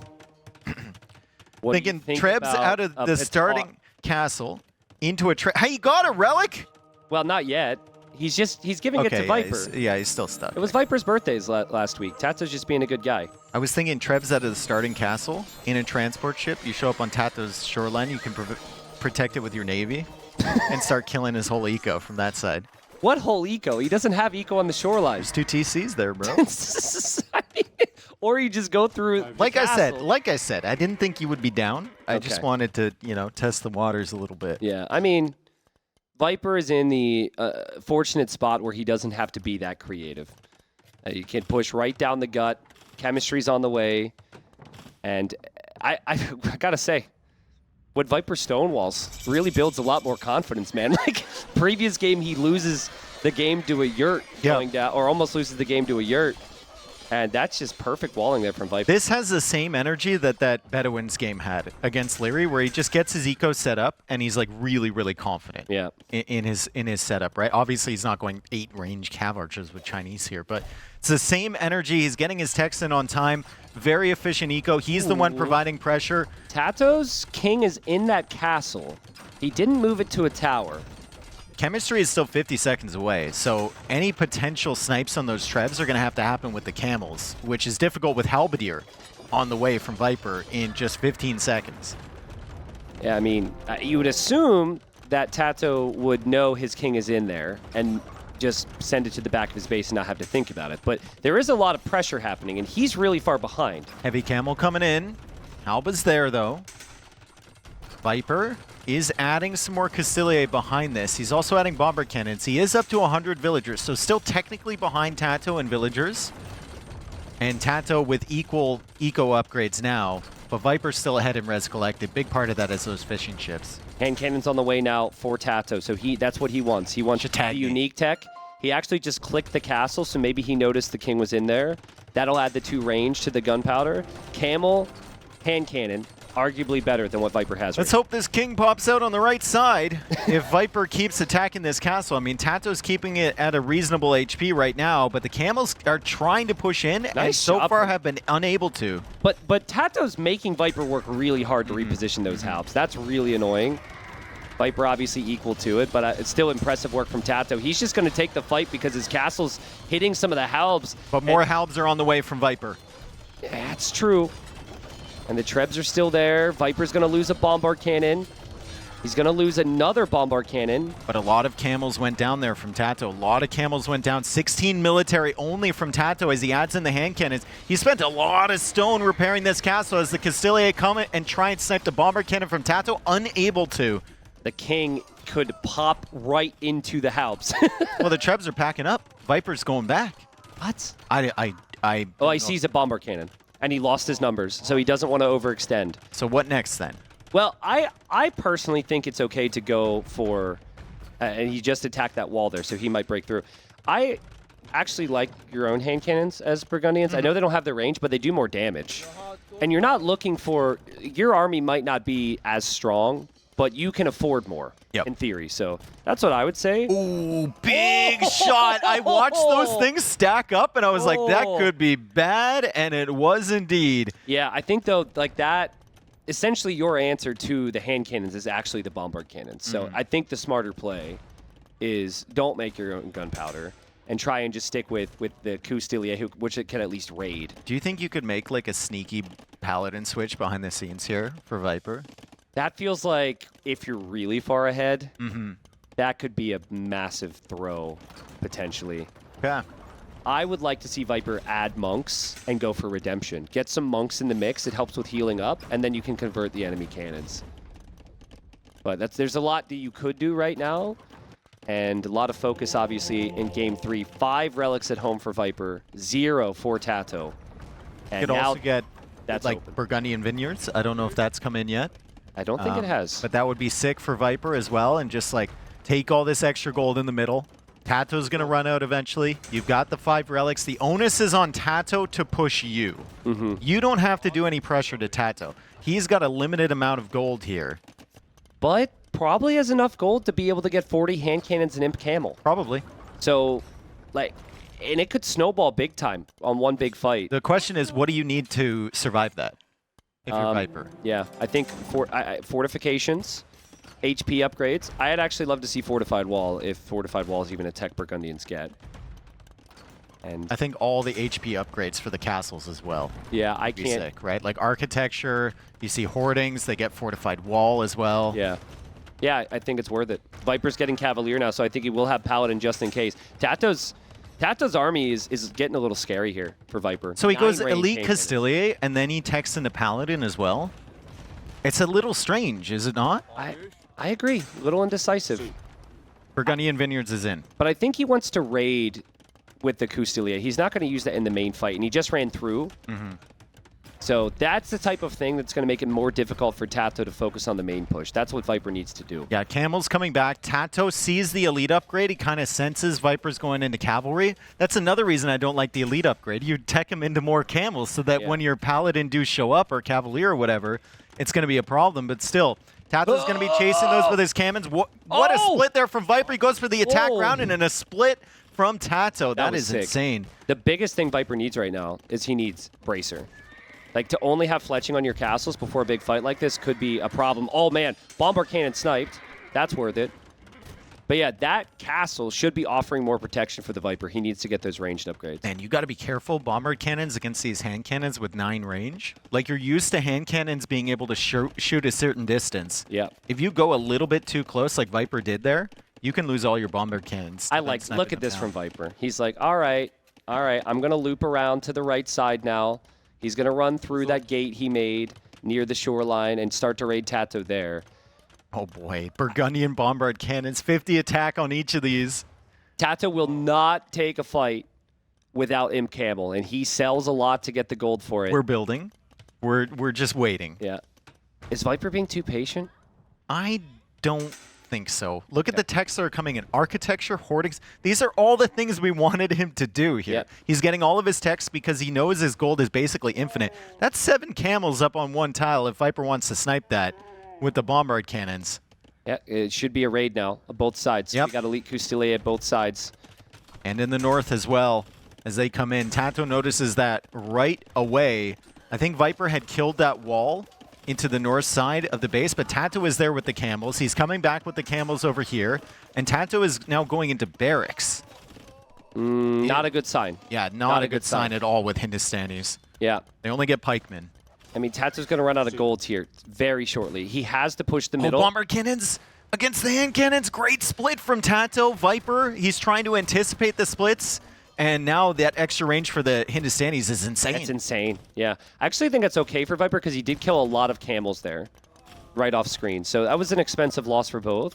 And TaToH is no gold. And now more hand cannons go down. So it's going to be like 20 imp camels, 30 hand cannons, and 4 bombard cannons for TaToH. You see Viper get guilds earlier, too.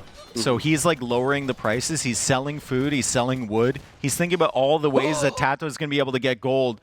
And he's still holding the line here with the bombard cannons, with his really strong castle, all the HP upgrades on that. Even Bracer coming in just for the castle. So like, smart. Viper can afford every tech that he needs, and he's going for them. Except ballistics, apparently. Oh, that one's important. But yeah, Bracer, important. So when TaToH gets close like this, like he was doing the other time, it made TaToH comfortable that he could get to a certain range. Yep. And now the castle gets a couple kills. And Viper also has been getting some raids. He's actually killed 50 Vils. I guess some of that was maybe fishing ships earlier. But Look it's at the been gold good raids. come in from Viper.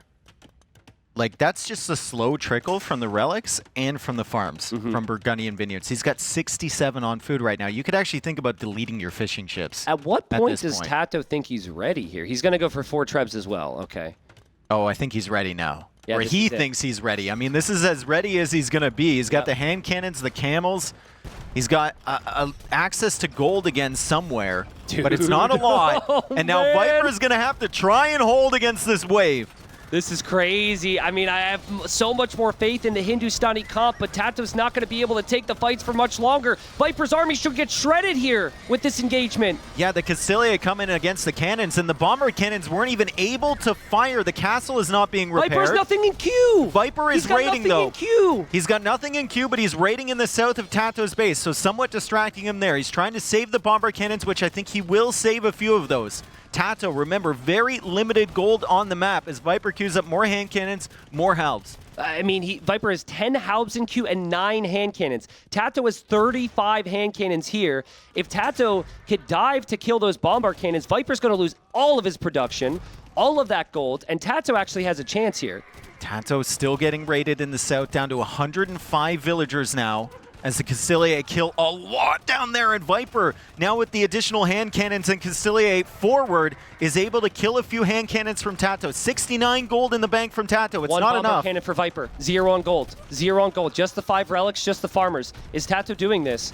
TaToH will actually have gold to mine. TaToH has cheap villagers to reboom. Viper does not. This is crazy, man. I mean, it felt like Viper had all the control, but TaToH was so patient. Still, Viper repairing the castle. He's got stone left in the bank. TaToH coming out to that gold desperately. We've got units near the king from TaToH, although I don't think they're really providing a threat at the moment. Directly underneath that tower is somewhat concerning. Yeah. Castle still being repaired from Viper. He's got no more stone to bring in. Viper misclicked archers there. You could tell he got really rattled by this push. But who couldn't, dude? This is insane from TaToH. And what patience from TaToH to wait for so long. And then Viper clearly wasn't ready, right? We thought he was. He was getting all the technologies he needed, but he didn't leave himself with enough gold in the bank.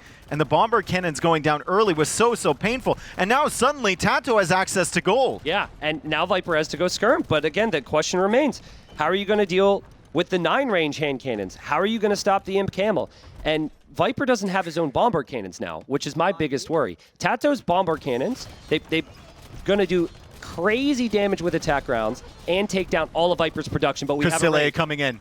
From a surprise angle from the north, the Camels now moving to intercept the Castilier as they go after the Trebs. Viper splitting off, making TaToH work so hard. The bomber cannons are in front. Can he cover all of the angles here as the Castilier come in from the left? Now they're coming from the bottom, from the front, from the side, like everywhere.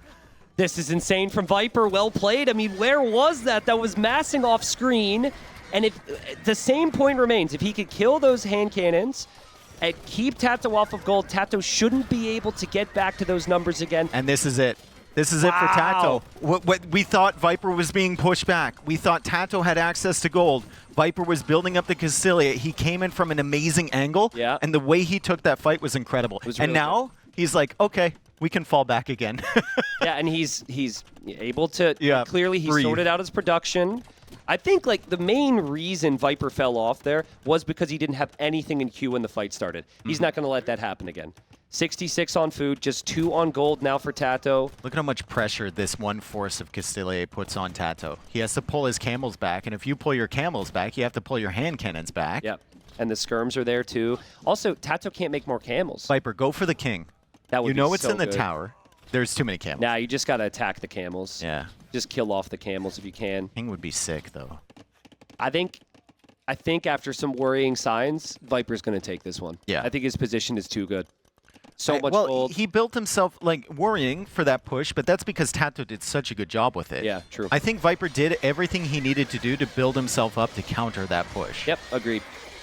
And I think everyone always felt Hindustani late game comp was going to be better, but you just can't afford to make One it. gold in the bank, 0 gold villagers right now. So it's just like Cav, and he's trying to recoup his villager numbers. Remember, when Viper was being pushed back there, TaToH probably lost 25 vills to that raid in the south. Yeah, that was a really good raid there from Viper. I wonder if TaToH pushed harder because of losing those vills. Would make sense. Obviously, he needed the middle anyways. But I mean, it's all open field, right? Like, Viper can do that trap with the Castilier basically anywhere in the middle here. I think Viper should buy a castle in the same position he had before, because Maybe. TaToH's going to need cannons again to take And fights. he's going to need Trebs as well. Which so he can't do. Really, really difficult situation here for TaToH. Suddenly, the resources for Viper look insane. Yeah, really clean. He's fully popped. He's got a nice mix of trash here. TaToH, the only unit he has in queue is Hussar, which will not be enough. It's really just the camels and the hand cannons, those expensive gold units that gave him any chance here. And you could just tell TaToH, I mean, he's not even pushing anymore, even though he still has some of those units. And Viper will know that this is probably his victory. This was TaToH's, or what, Viper's home map? TaToH's? I think TaToH's home map? Yep. which feels kind of like a Viper home map, and Viper's looked amazing. Like I said, he's lost it twice already in the tournament. Yeah, so true. Try again, and round number 3 is looking good for Viper. The Cassilia once again forcing the camels away. If the camels aren't with the hand cannons have to sit back by that castle. And TaToH isn't really going anywhere. He's got the light cav coming out now, and 63 on food, but no gold, and I think TaToH's called this one. What a great game there, and a great victory for Viper. He holds on, goes for the entire technology tree, and we'll see what they have to say about that. I think they're going to say very little here. This is the game 1 was fun, but now we're getting serious. Did you sneak one relic to your base? No. Does he not know how many 5. relics? They're supposed to be 6. There's only 5. I think they're supposed to be 6. No, there's only 5. Oh, okay. Well. Viper didn't remember. Because there were different generations of that map in different tournaments where there's, I think, more relics. I see. I believe so. Okay, well, I like how Viper had 5 relics pretty much the whole game. Yeah. And then was very disturbed that he didn't get the 6th. Yeah, I know. That was the first question he asked. Did you sneak a relic back there? Just like, bro, you had like probably 5K relic you were gold. good. You were good. Even greedy after the game, I guess. But yeah, very clean there from Viper. I really liked how he played the opening. Yep. Castle Age, I think, was the key difference there between the two. You notice that a lot, where there's civilizations that are great in late game, but if they don't have a mobile unique unit in Castle Age, it's a struggle. Yeah. So I think TaToH wanted to deny the castle in the middle, wasn't able to. Viper got the position and pretty much won the game with that. Yeah, and where do you go now if you're TaToH, right? Where's your next game? Because you feel like you've had a chance, and maybe all 3 of them, that one the least, I think, but the tech tree kind of kept you in it and weren't able to get it done. And now you definitely need to win to stay in this series. Viper has 2 more chances, or at least 1 more chance to lose the game. And we have, what, Sand Drift left? Or Sand... we have the Pacific map we haven't Islands. seen yet. Pacific Isles, and then the Sand one. Is that on the draft? The Sand thing. Was the that actually on the tree one, draft? I believe. No, Let's I didn't think examine. we saw that. Oh no, it's bypass. It is has sand. It has sand. You can understand where I'm coming from with that. It does have sand. Sand? You can understand what the year. Whoa. Okay. By the way, it's day 3. Yeah. We're getting in our rhythm here. Are we doing an ad break? I thought we have an ad break here before the next game. I don't know if we are. We've got wonderful I haven't sponsors. Heard anything. I haven't heard anything. I'm ready to send it to the sponsors here. I wonder what's going on with this Civ draft. It could be possible that production is currently in the bathroom. Apparently, we've got the ad break. I was correct. And now, a word from our partners. Back then, a pocket watch told you the time, if it wasn't broken, that is. Today, the Hammer smartwatches do so much more. From monitoring your health to managing your schedule, and even keeping you on time for the next Age of Empires final, everything is just a glance away. And they do it in magnificent style.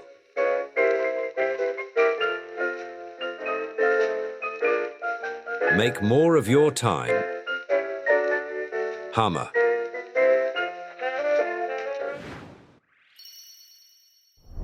All right, well, we are back. We've got potential of Bypass and Pacific Islands. This series is insane. These maps are so good. I really, really enjoy Bypass. I'm still kind of on the fence with Pacific Islands because I remember the way it used to be played. But the games I've seen in the qualifiers and the games I've seen so far on it have been pretty solid, and the ones in the practice room, obviously, have been pretty crazy. So regardless, we're going to have, you know, units moving all over the place, attacks from unexpected angles, all-in strategies, I think, coming up here, especially from TaToH, who needs to get something done. Do you have any Civ preferences? Is it like Pacific Islands? Is it Malay for Viper 100%? Not 100%. Not 100%. Because he has Malay on Bypass is actually really good as well. And that would be a very Viper thing. I would actually say it's more likely that Viper would maybe go Malay for Bypass. He really likes that. I'd have to see the draft again. But yeah, Byzantines might be a Pacific Islands pick. And I think TaToH will go Armenians because the mule cart's really helpful there. Yep. You can actually transport the mule cart. No, I know that. I know. Yeah. But it's I know. crazy. You build it at your base, and then you go in the transport, and you just take it to the middle island. Yeah, And then if they tower you, you just move somewhere else. Yeah. You can also garrison a mule cart in your towers and No, castles. I hate that. That's 'Cause annoying. That's annoying because I have 5 villagers on wood, and then I put the tower there specifically because I have 5, and then one of them is left without a home when the scouts show up. And then if the go back to work hotkey works on, let's say, a fortified church, right? The mule cart stays inside of the fortified church. So, yeah, but I guess now- I guess we're Into the game. We're into the and game. Now, and now, Pacific Islands. Okay. So we are not going to see the mule carts here for game number 4. We're going to see the Koreans for TaToH. So he's maybe saving something crazy for that game number 5. Look at those islands, dude. It's like a little hat. I mean, if Vinchester were to transport one of these islands, he's going to show up on the tiny Vin little should be banana. pissed. Yeah, so we've got the banana island and we've got the lump of coal. And it's island. not like it's an admin re or anything. They can transport their scouts Yeah. over there. Like TaToH's getting a good look at that, and that's probably not a good sign. I mean, he has. The question is, does TaToH see enough to realize this is a tiny sliver of an island? Yeah, well, he's going to see the shoreline there. It's going to look a little weird to him. And if he goes all the way around the shoreline, he'll get a good idea how big the island is. It still has a lot of resources. It's Yeah. just if you lose the water, you're going to have a big problem. Well, both of them have lumber camped their starting islands for now, so they have a lot of scouting time. Okay, he'll get a really good look at what this little banana looks like. I would say if you could think logically about this after seeing, is that what we're sticking with, the banana? Hat, banana, what else does it strike you as? Banana hat? Kind of looks like your mustache as well. Maybe in a couple days if I don't trim it, but yeah, okay, so both are going to scout this. So I would say logically, they both might not want to go there, and they might encounter each other on the big island. I mean, yeah, it makes sense. And it's consistent to just scout it. Let's see where the transport ship goes from TaToH. He's actually going to pick up the scout, and he's going to go over the other one. He doesn't like the looks of this. So that might actually force them to go into some feudal pressure or something like that on land. Yeah, potentially. I mean, I think Viper's finding out about the Croissant Island now. And he should realize, yeah, one island is very big and spacious. This is a very small island. Now, big brain. Let's say you don't want to fight in feudal. Yeah. It's better for you to go Castle Age. Do you then take the tiny island? That way they're not there to kill you in feudal? If you really wanted to go fast castle, though, you could just like go fast castle on your home island. Yeah. You need to go across, right? Yeah, I guess that's true. And with these two civs, I think if there's one that's going to go past castle, I would say Koreans, but it's actually Koreans that are going up to feudal age. Viper is staying in dark age for a little bit longer. He's actually taking the hunt there. He'll probably add a lumber camp and drop off all of that food. Meanwhile, TaToH comes forward, and Koreans can be really, really dangerous here if the Byzantine player is still on the way to feudal age. They show up with those archers with the armor immediately on them. That could be a problem. Let's see TaToH scouting here, because you have the transport ship that can essentially be a scout right now. Yeah. Oh, is he going to find Viper? Viper's right there. Viper's right there. He's right there. He's right there. He sees it. him. Amazing And Viper knows he's scouting. been spotted. Oh, that's so good for TaToH. And Viper goes to the lumber camp to drop off the resources, but he still hasn't clicked up. I think it might be within Viper's best interest to hang out here for a couple more minutes, but then just leave. Yeah. Look at that dock from TaToH. Fishing is actually really inefficient on this map. It's really rough. So if you can build a dock right next to a deep fish like that, that's really going to help.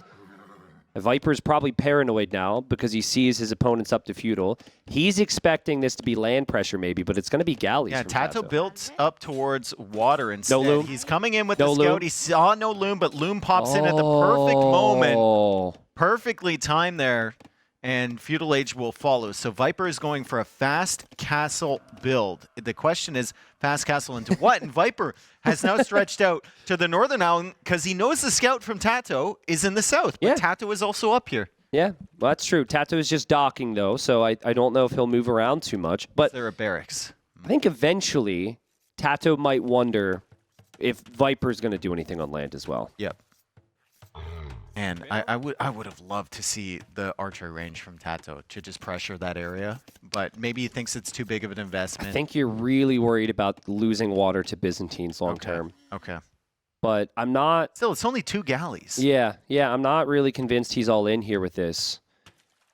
So fun generation here, completely different openings. This has been the norm on Pacific Island so far. And Viper's scout being active now, moving out. He's going to find those villagers on wood from TaToH. The galley from TaToH has located a dock on the shoreline from the Viper in the north. That's a crazy find. There's also a tiger there. So the Viper is being attacked by the tiger. And does Viper know about this? Life gets complicated. Viper can handle this. No, he can't. Well, TaToH gets the kill, and that is just good busy. There. That explains it. Oh, he got attacked by both galleys. Wow. Yeah, so he probably didn't notice that right away because the initial attack notification came in the south. Yeah. Probably. Also, I wonder, I guess you should hear the wild animal noise at the same time. But there was like 3 different attacks. 2 galleys and the tiger. I think you get the notification, but I don't think you hear the noise. I don't know. Because there's a cooldown time on when you hear the attack noise. Yeah, if it happened, he just got attacked by another tiger there. See, he would have heard that one. Well, just 2 galleys from TaToH. And those galleys are going to be hunting for Viper's fishing ships. And, ooh, the fishing ships have been spotted. This has been a really nice start for TaToH. Yeah, TaToH's got to be careful with that galley, but he does snipe the fish, and Viper's on the way up to Castle Age. However, look at the resources from TaToH. He's not far behind at all. Yeah, I wonder if TaToH will go to stone and start to think about some towers here. It could be really good. HP on Viper's scout. Does he have full HP on that thing? Yeah, he hasn't taken any fights. He sees where the lumber camp is from TaToH. He goes for another dock over there. And I know the Koreans have turtle ships that they can make, but Byzantine fires are still so good. Agreed. I also love how TaToH, after seeing that one Vil that then died near the tiger, he now brought his scout over, scouted where Viper is. This is Pacific Islands. It is a more complex version of migration. There's a little bit more variance, and there's less importance on the fish. Both players have had a great game so far, but it has been better for TaToH, at least with the KD. But I just think Byzantines are so good if they're not far behind early Castle Age here, and I think Viper's going to be in a really nice position. Yeah, scout HP is still lower here for TaToH. Viper a minute ahead to Castle Age, though. He's adding in the fires right now. 27 villagers, 2 fishing ships against 30 Vils, 3 fishing ships. And TaToH will hop into the transport ship. Oh, transport ship is... Oh, okay. I thought the transport ship was weak. I did too for a second. I was like, how? Oh, man. Well, nice defense there from Viper. Yeah, he's going to be happy with the Byzantine fires, but I think if TaToH could afford 2 turtle ships, it could win water against what Viper currently has. I just don't know if it's worth the investment. Galley kind of going to the corner there as the stable is now up from TaToH. Stable with the Koreans, so just wants maybe a couple knights to clear that area. And Viper going for a monastery in the center. But he's dropping the monastery on the island that doesn't have the stable. Yeah. Which is good for him. And he doesn't even know there's been a barracks at any point from TaToH because TaToH placed it on his initial island. So, yeah, Viper could lose those villagers in the north. Love the TC. Monastery is obviously still very helpful on this island, too. And Viper's going to be town centering what we consider to be the better area. So, could be strong. And there are the scouts now from TaToH. Now, do you want to show... Okay, he's just going to show the weak one. So nothing feels out of the ordinary here. He's taking a look. He didn't want to let Viper know that he was coming in. He just glimpsed that mill just to, confirm the villagers are still there. And he builds up his knights behind. So he's going to show up with the knights, snipe a few villagers. Viper might have to run away. And Viper's actually sending his transport here. Viper might just plan on running away from this. Yeah. Or maybe that's like the emergency evac plan, because he had town watch and town patrol, so he knew that scout came in there. He's going to see these coming in from a long way away. Wow, and this is the emergency evacuation plan for Viper. That is actually sick that he brought that over. I mean, she still had a chance. She wasn't well liked anyway. He just left. She wasn't well liked anyways. You guys just don't know. But I'll tell you this, in case it's not already clear. These two are insane. This has been ridiculous. We've had the transport being utilized for both the middle islands. We've had perfect scouting. We've had great adaptations. Score 2-1 for the Viper, so He's in the better spot of the series, but these two are so evenly matched. So Viper has one relic already. The other relics are on that top island, and there's actually one on TaToH's island, which I don't know if that's normal or not. It's right on the shoreline. I think they're supposed to be spread out, but I don't know. I think it's hard to do the. Oh, you mean the starting island? Yeah. Yeah. I mean, it's not going to be easy to get. No. But yeah, relic generation maybe a little bit awkward here. Resources are not really that great for TaToH. He has lost his fishing ships. Viper still has 3. And TaToH is on... I mean, he had to decide between Lightcav and Bosal there. So he's unsure of himself. Does Viper actually see that relic on TaToH's island? Because he's heading over there with the... Oh. Oh, God. Also, it'd be so funny if Viper hops out, converts a Vil, and then gets the relic and runs away. That's the only ship there for TaToH, so TaToH can't deny that relic from being taken. This is Viper we're talking about. Mm-hmm. And you here, drop off here 2 he comes. monks to be a pain. Yep. And then you get the relic. Snipe the relic with the other monk. Yeah.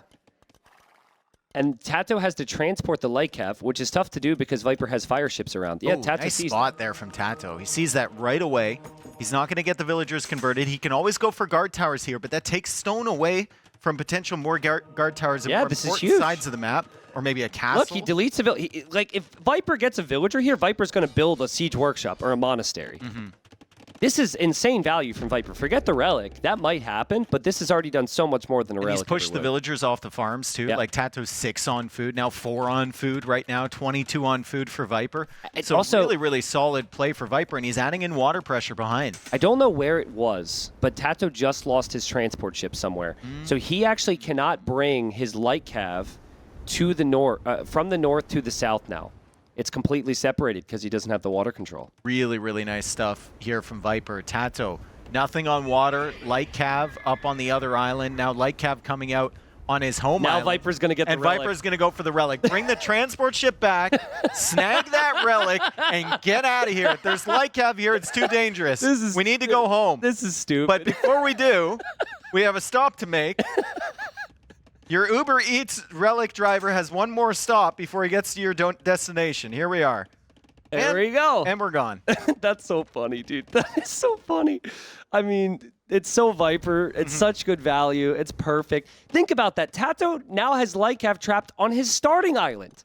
So he's got Lightcav everywhere but what he actually needs. Sorry. You got there. And I guess he's going to add Lightcav here as well. So he's Heal got the monk 3 with stables. Byzantines. Heal it.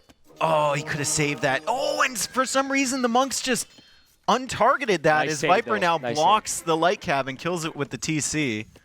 So 3 stables for TaToH on 3 separate islands. Viper, he wants that castle drop, dude. But he doesn't really have army support. He just has the monks. Can he place it where he wants to here?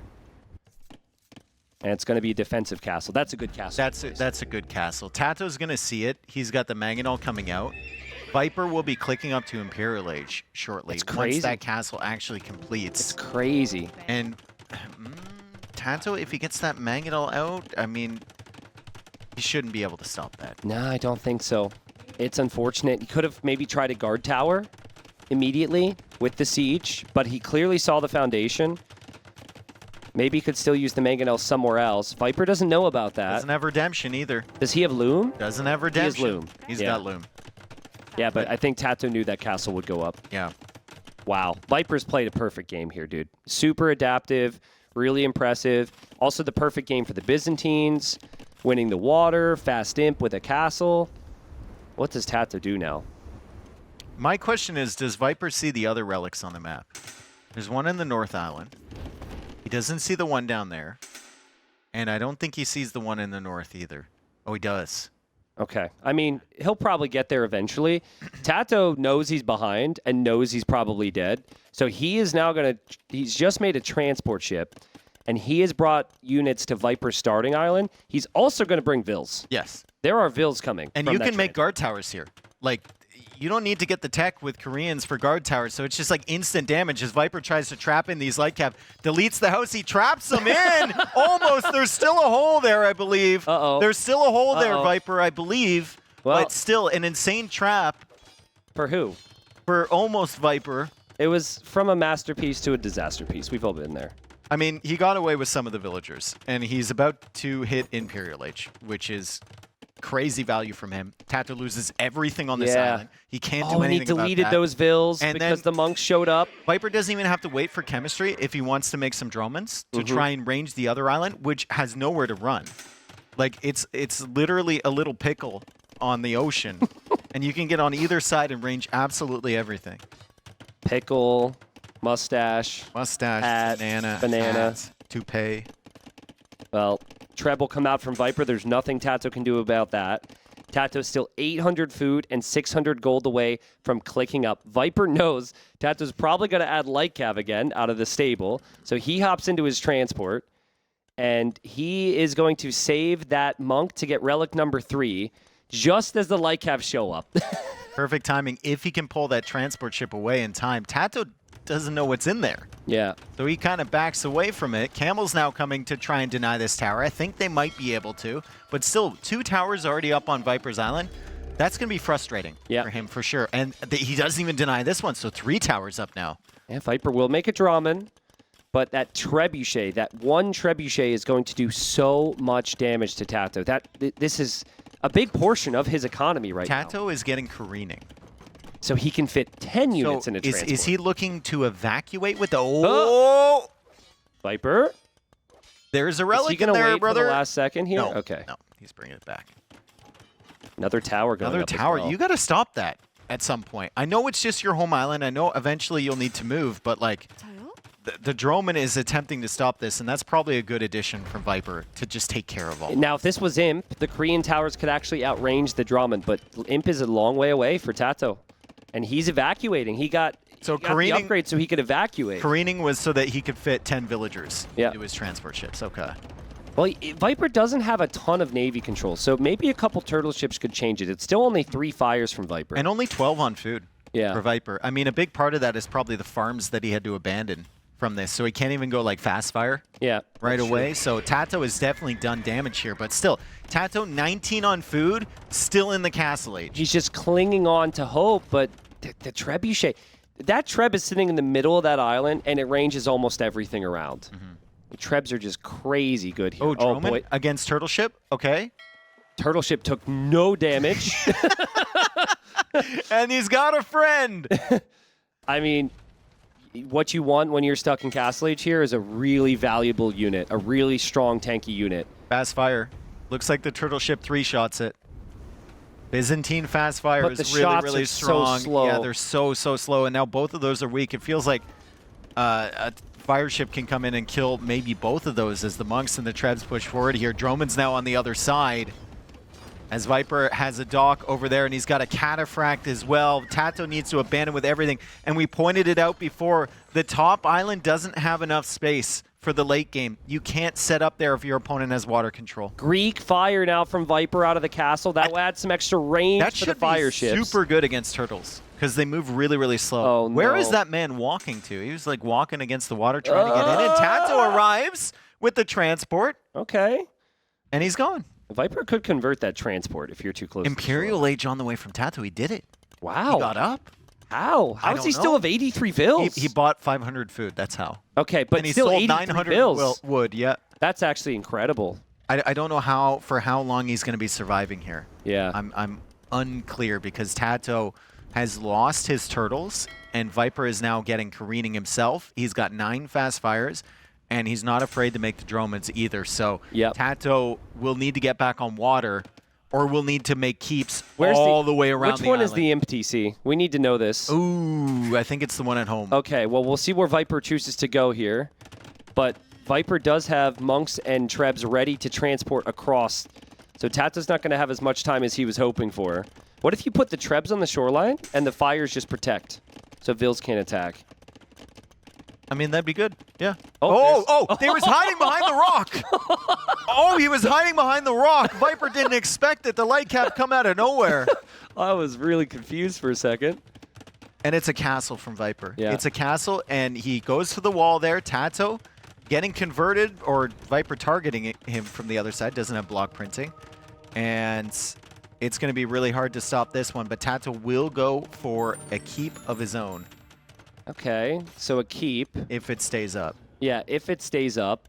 It needs to be walled in. It does get walled in. Greek firefighters are going to defend. This is one of the dumbest standoffs I've seen. We've got enough villagers to repair the damage from a trebuchet, and one keep to try and then the deny monk a to castle, heal? but the monk is healing, so he has to snipe the monk first, and then go after the villagers, but continue to repair the treb, and now Viper has to try and quickle off those light cav, which he's not doing, but he's got Greek fire for the fire ship, so he can range the light cav, and the castle's going to go up. Yeah, castle's going to go up. TaToH's done a good job to try and hold here.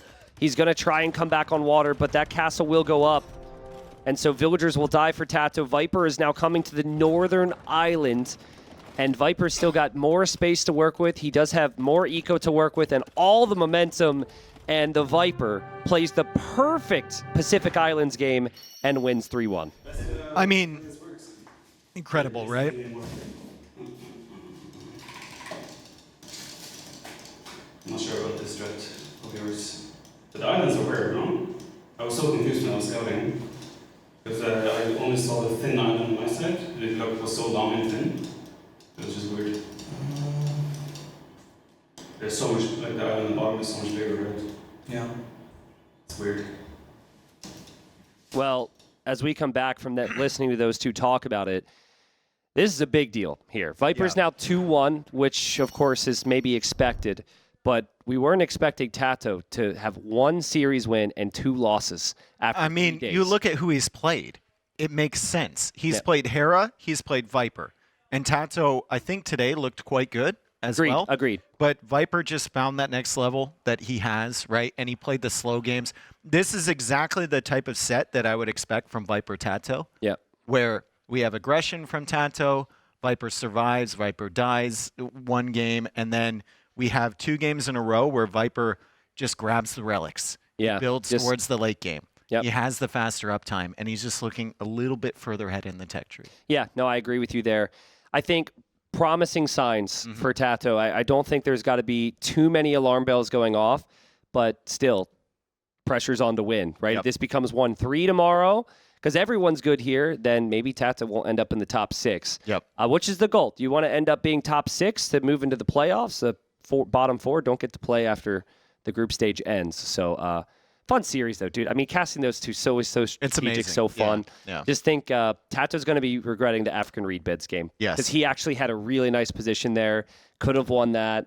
And then game 5, I think he had some good plans there, too. So, well, you heard them see. talk, and Viper was like, I'm not sure about your strategy. Yeah. And then he was talking about how small that island was, and TaToH wasn't saying anything, so I don't know if he was interested in that conversation at the moment. But, yeah, amazing set. Again, classic Viper versus TaToH. And we've got Viper getting ready over there. I think I can go talk to him. Yep, you want that to works take a out. break? You've had 2 long series in a row. Yeah, absolutely. We'll do that. But before the interview with Viper, we'll send you to T-West to talk about some map scripting things. So if you have ever wondered why sometimes we need admin restarts because maps are bugged or resources don't spawn correctly, here's a bit of an explanation. Here we'll have a queen on the chessboard. It's an example of what we call a constraint satisfaction problem, where every time we place a queen on a chessboard, we're going to establish some constraints that now all of the other squares that the queen can move to are illegal. Now, there's a problem called n queens, where on an 8x8 chessboard, we attempt to place 8 queens on the chessboard. So obviously I can't place another queen here because those are blocked, but I could place one here. And every time I place another queen on the chessboard, that's going to add more constraints. And this is essentially how random map scripting works. Every time we place a resource on the map, or every time there's a forest that's generated on the map, we add more constraints to the map that we want our resources to avoid. We might not want our gold mines to be directly next to the forest or directly next to another mine. But the problem is we start adding too many constraints and I run out of places where the rest of the resources can spawn. So that's going to mean it gets harder and harder to continue placing more resources on the map as I keep placing more and more of them. How do we solve that in map scripting? This is where we have, I'll use the black pieces for this, some invisible objects that when the map starts, I can tell pieces to avoid spawning next to these objects. So if you ever noticed on Arabia, there typically are 4 invisible objects surrounding your TC that other map pieces, like gold mines or berries, cannot spawn directly next to them. So they get placed around the edges, but that can also make it more predictable to know where your resources are, because, well, there's no real reason that a gold mine couldn't be here, it's just blocked by that placeholder. You can do more advanced things by randomly placing a whole bunch of invisible objects around the map and detecting if all of them spawn properly. And if they spawn properly, then you place other objects on top of them. But if they don't spawn properly, then you keep placing more and more invisible objects, and eventually your map basically looks like this, with invisible objects all over it. But that doesn't matter, because when the game starts, they all die and are cleared off, and your resources spawn on top of the invisible objects. And so if you ever look at the scenario editor and you see a whole bunch of flags dotting all of the map scripts, which you will do in DE's maps, that's what they are, invisible placeholder objects that attempt to make it so that your resources spawn in the correct locations. If you ever look in the scenario editor and you see a whole bunch of flags, it's to try and balance the unbalanced maps that Viper has benefited from his entire career. Is that correct? No comment. I have no comment to that. I knew it was going to be a no comment there. Congratulations, Viper. A win against your teammate TaToH. It's 3-1. It was a long series despite the fact it was only 4 games. And just a typical TaToH versus Viper series. How did you think he played today? Was he bringing the right strategies to try and take you down? I think first game he played exceptional. I think probably the last 2 games it was a little bit like small mistakes here and there. But the first game in particular he played exceptional. But yeah, TaToH can definitely do better, and I think he will do better. And how did you feel your form was today? I wasn't too happy with how I executed game 1, strategically and execution, but otherwise I feel like I played pretty solid. So yeah, I felt good today. It was a good performance, I think. So we see this first game. We both felt like, Tristan and I, that TaToH did an excellent job just holding you in. And then when he finally showed up with the Scorpions, like you were clearly trying to go into the bombard cannons the entire time. As we see this first fight happen here, you took a really, really good one and pushed him back. But he was so tenacious. He was just sniping all of your important units, and it felt like you couldn't get momentum at all. Yeah, I mean, like, if you consider the gold cost, a Scorpion of Romans compared to a Bomber Cannon as well, once we're in the situation where it's like he'll gladly trade 5-6 Scorpions for 1 Bomber Cannon at that point. And he had a good position entering Imperial Age, so I was kind of on the back foot the whole time. And yeah, that's what I'm saying. This game was exceptional by him. And like, normally I would say if I get to maybe like 30-40 Giberos with Bomber Cannons, maybe then I'm fine. But even then, I feel like those Roman Scorpions would do so much damage. So maybe it's just, once he's in this position, it's just really hard to deal with any civ. Did you just feel like strangled the entire game? Like you couldn't really move out at all? Yeah, it was part of the, like, since I went for the crossbow play, right? I wasn't, like, in hindsight, I probably should have maybe tech switched away a little bit earlier because he had such a good map. Like, he had walled up his map and he was just defending so well, so I didn't have anything to do there. But yeah, it was solid in the end.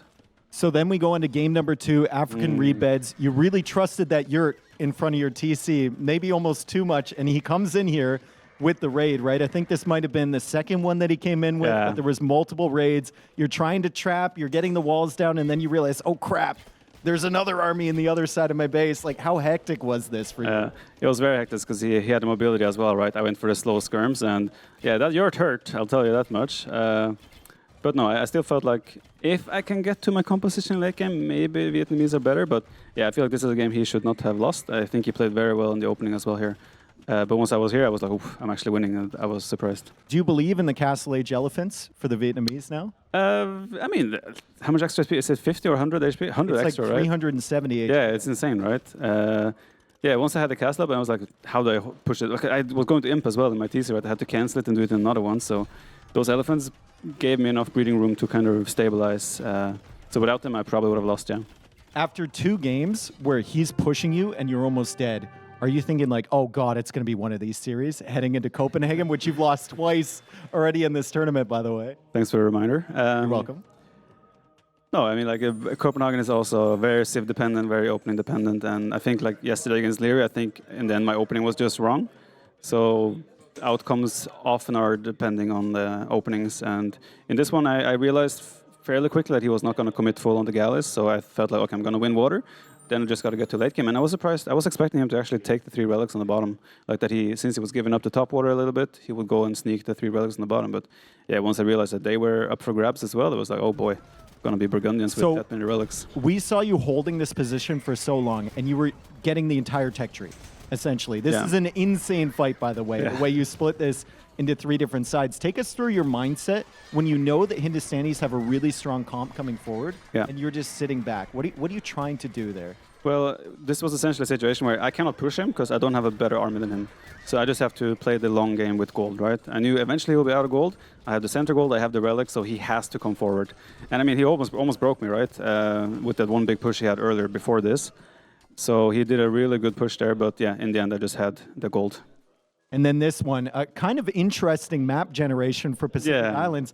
We were joking around, it's like a banana or a toupee or something, a T90's mustache, you know, the island in the north. How does that impact your strategy once you scout these 2 islands? It was very confusing when I was like scouting, like the middle one. I was like, what is going on here? Because the middle one felt so big, and then the top one, or the bottom one, and the top one was like so thin on the sides. I was like, where do I actually want to commit here? I was actually planning to go to the top initially, but then like, this is too risky because if I lose water, he can hit me from everywhere.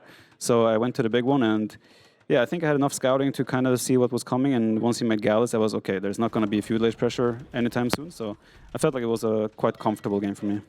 I really, really like the way you utilize your transport ship as well. And I knew as soon as we saw your line of sight with the relic inside of it, I'm like, that one is coming home. Yeah, for sure. I mean, like, is it normal that a relic spawns on the main island? I don't think so on his island. Yeah, it was weird, right? Well, I had to get it, you know. No, the transport usage was really efficient here in this game. I think I got really good value from it. So, and also I was able to snipe his transport 2 or 3 times. He made a new one to try and bring the knights across, but yeah, I found that one as well. So yeah, in the end, this game just worked out for me. I know that your new cop-out answer to everything is just play good age. Were you playing good age today? I was playing good age most of today. Are you satisfied? How to not be? I beat TaToH. He's a beast. You heard it there, folks. Viper, congratulations. 2-1 now.